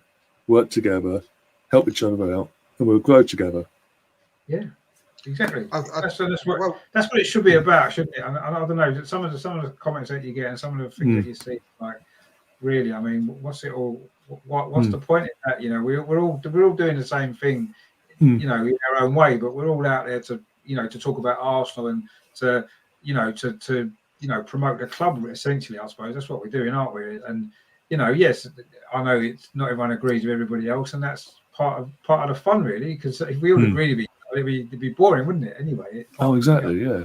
It's good to have different channels with different points of view, and it's good to have everything going on, and it's great. I just think some people maybe take themselves too seriously, maybe. And, I don't know. Obviously, I want my channel to grow, and I know you guys want your channels to grow as well. And there's no point doing it if we don't want the channels to grow. Let's not try and pretend otherwise. Of course we do. We want more people to view our channel. We want more subscribers and everything else. Of course we do. But ultimately, it's about enjoying it. It's about the people that you interact with and the people that we've all met through virtually more than in reality yet. But I'm sure we'll all meet up at some stage when we can. And it's all good fun, and it's what it needs to be. we don't need all the aggravation from it all. Yeah, you know what I mean. You just don't need it. There's no point. Let's just enjoy enjoy what you do yourself. Enjoy other channels, and some channels you don't enjoy as well, and that's fine. But just get on with it. Get on with it. Support each other if we can. That's all it's about. Yeah, exactly. Enjoy it. I think enjoying it is the main thing, and that's certainly what I've done. I've enjoyed doing it, and I do enjoy doing it. And some of the people that I've met through doing this has been amazing. You know, exactly. I think friends for Melvin as friends well. for life. I agree. Yeah, 100%, Andrew. Yeah, and that's what I think. For the last 12 months, we've all gone through the exact same thing in from my perspective in the UK, but globally as well. And it's doing things like we do. It's not only helped us keep us mentally at a certain level, but it's helped us build these friendships, even though it's virtually at the moment. But it's friendships that may never have happened if it weren't for pandemic. So there's positive for all the negatives that have come out of this pandemic, and obviously the losses that everyone's faced as well, and all that. There is this positive. Well, I did that mental health show, which Richard obviously appeared on as well. Totally open about excuse me, our personal situations. Like Neil's put, we all suffer our demons. And I'm not going to go into it all now. I will say, like I say, it's no one will really truly appreciate how helpful it's been to have the Gouda family around during this 12 months. For me, especially, I'm only talking for myself, but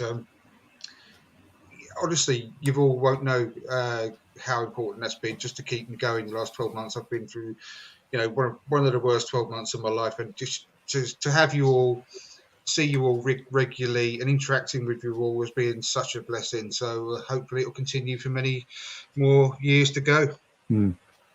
Yeah, exactly. Yeah, I totally agree with that. I think we've all had a tough time last year. I think most people have in one way or another, and some more than others. I understand that.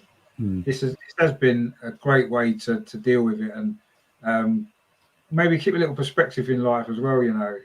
And it's been great, to be doing all this sort of stuff. I never ever thought I would do it. Actually, I just thought, no, I'll never have a YouTube channel. I'll never be on YouTube and stuff. And I understand a lot of people feel like that as well. A lot of people I know, people that have been football, they don't really get it. They don't want to be a part of it. And that's fine. But I believe that if they started doing it, they would love it and want to keep doing it, because that's kind of what happens, isn't it? I never thought this would be for me ever. I never ever thought it would. But I appeared on a show once, Guns and Yellow Ribbons. It was actually, and actually I really enjoy this, and it's just gone from there really. So, Well, even Dan Potts as well. His quizzes during the summer. Initially started off. Initiated my quizzes. It's all. The quizzes. I love a quiz. Like, to be fair, I've always done a quiz, so that's been even better to be able to do quizzes on stuff like this. It has been a good way of getting through the last year. We've still got a little bit more to get through, haven't we, before we get anywhere back to normal. Yeah. So, but even afterwards, I still hope that we can carry on. Really, I want to carry on doing stuff, even when we're back up watching games and we're back in the stadium. Oh, definitely, do. Still provide content and all that, I still want to do the stuff. I don't want to just stop just because lockdown's finished. I want to carry on. So I'm sure that that we'll all do it, and it'll be great, because it's been great so far. There are some negatives, but that's life, isn't it? You just put that to one side, like you said, and focus on all the positive things that come out of it. It's amazing. Exactly what Neil says there. Exactly it. People around the world, people you'd never have had any contact with otherwise, would you? You get people in Africa and Asia and everywhere, watching the shows. America, it's just brilliant. Norway, I've got a Norwegian Guna who's been on my show a few times. That's just brilliant. Look at Jess earlier. Just away from the States, absolutely great. Jess, I'm really grateful that she was on. It was lovely doing podcasts with her, really knowledgeable.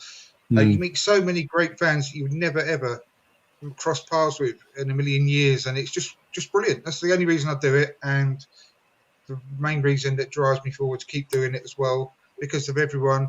I mean, Stan's just joined us in the chat. I mean, Stan's been on my show loads of times, but it's been far too long, Stan. You need to come on again soon.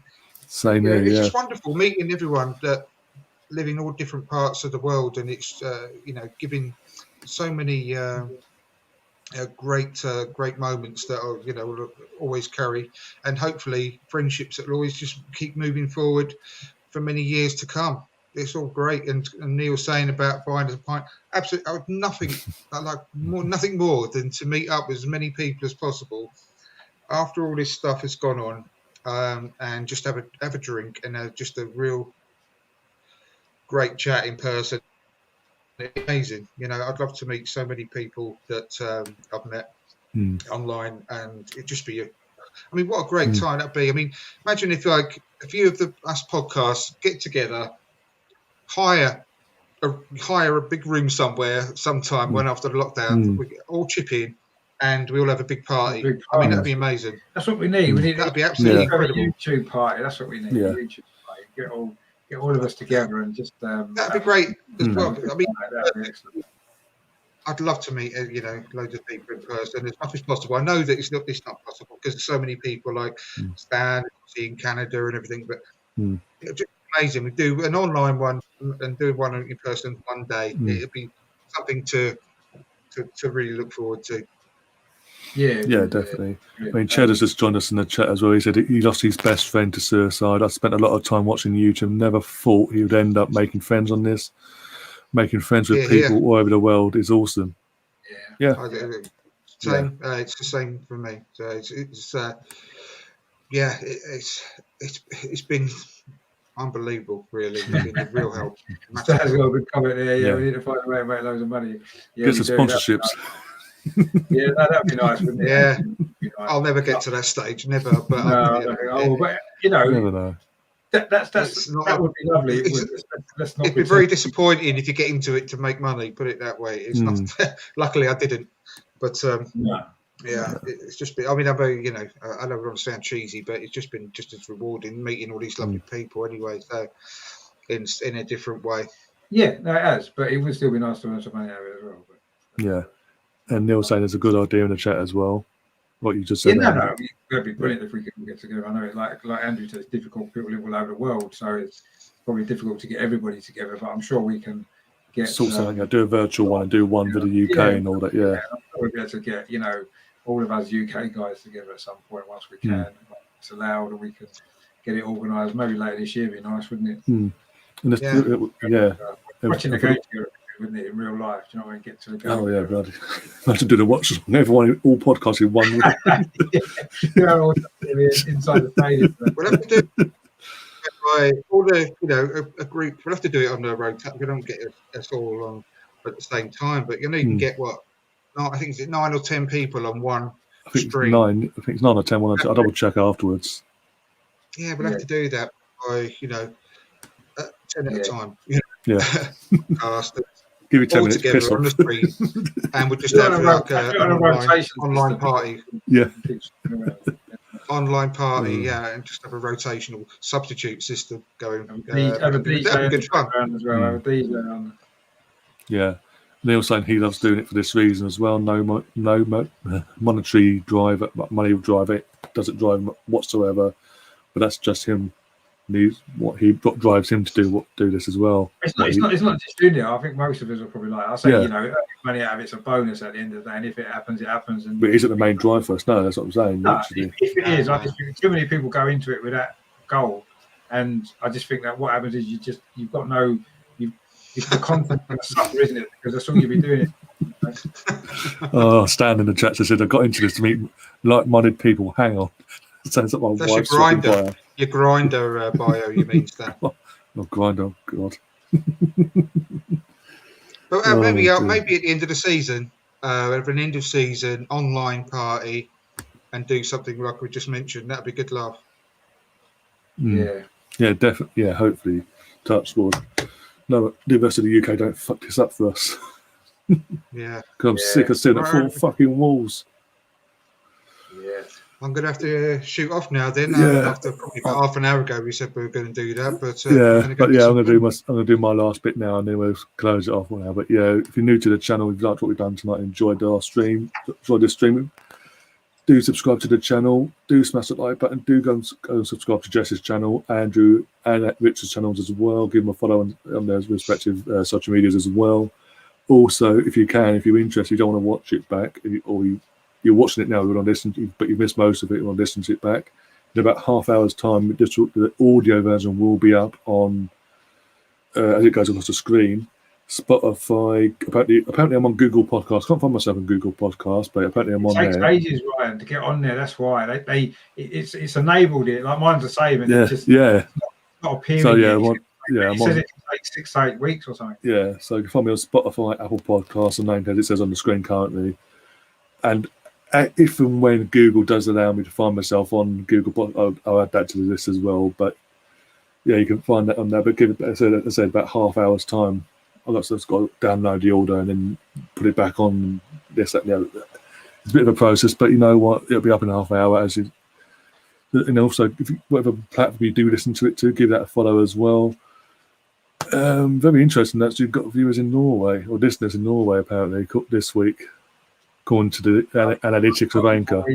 There's been a Norwegian. Amazing how many. It's amazing looking at the amount of different countries that you get people listening on. It's incredible. Really, really good. Yeah, it is. Yeah. So the channels that you watch, whereby every 5 minutes they are checking how many people are watching and asking for likes throughout the show, or asking for super chats or memberships and things like that as well. That's listened to from time to time. I'm not. There's Horses for Courses, and they're doing an incredible job, and I'm not looking at in the slightest, but that's what you don't get with our channels. It's purely about football opinion, and that's it really. That's only because our channels don't qualify for super chats. That's only it. I do. I mean, I do, but again, even though I've got it, it's an option for the viewers now. It's an option now. But I've said numerous times I wouldn't feel comfortable, especially we're in a pandemic. People have lost their jobs. I wouldn't be comfortable with people don't like doing super chats of whatever amount, because that money could go to better use in your household, putting food on the table or electric or whatever. You want to do it like down the line when everything's back to normal, everyone's stable and they're back working and everyone's happy. You've got a bit better. I'll put a link to Tony's GoFundMe for he's put his legs. Send it there. Yeah. I'd rather things like that, because again, like I said, I wouldn't feel in this present time. I wouldn't personally, because of how I've been brought up and how my mentality is. I wouldn't feel comfortable seeing someone pay to have their chat read out. Your chat's going to be read out or put on the screen either way, no matter what on this channel. It's the same for Richard and Andrew and all the other channels that I watch as well. Yeah, exactly. Yeah, and that's the reason why I don't. Even though I can set up a membership scheme on this channel now, I don't do that either for the exact same reason. I think that's the right way to do it, really. And, but I say some people. But obviously some. As we know, that's fine. I don't begrudge anyone the opportunity to to make lots of money from videos, because it's a lot of work. It takes a lot of time of your day and your life. Maybe people deserve to be rewarded for that. So I'm going to do the same for the show tomorrow. I'll mention Tony as well, because like Stan said, Tony really appreciate that. That's the thing we should be thinking about. That's why I created that Gooner Family hashtag, because that's what's really important. We've got to look after ourselves and each other, and I'm not going to sound too cheesy, but that is far more important than anything else, really. That's real life stuff that we should be thinking about at the moment, helping each other out. So that's a really great point, and something that I'll push as well tomorrow as much as I can. Yeah, and I think from now on I've got the link somewhere. I'm gonna grab hold of it and put it in the description from any other stream I do now from now on until he reaches his goal. Just put it in the description and basically point you guys in that direction. Basically, if you want to, instead of doing the super chat or whatever, put that money towards that basically. Because he's not where he's at. He said the other day he won't far off 1,000 off the 6,500 target. Yeah. Well, so when you do your the audio version of the podcast, put it maybe in the description there as well. Yeah. And mention it as a little bit of instead of a sponsorship advert, put something in there to just help him reach that goal as quickly as possible. Yeah. And with that, guys, we're going to go now. Again, hope you enjoyed this stream. You've gone 3 hours. Bloody hell. Longer than planned. But you know what? I enjoyed it. I hope you guys enjoyed it. And enjoy the rest of your evening. And you'll see your Arsenal content for the Arsenal content-wise on this channel on Thursday for the Watch on a Nice Lady kickoff, as always. But until then, up the Arsenal. Come on, you guys. Up the Arsenal.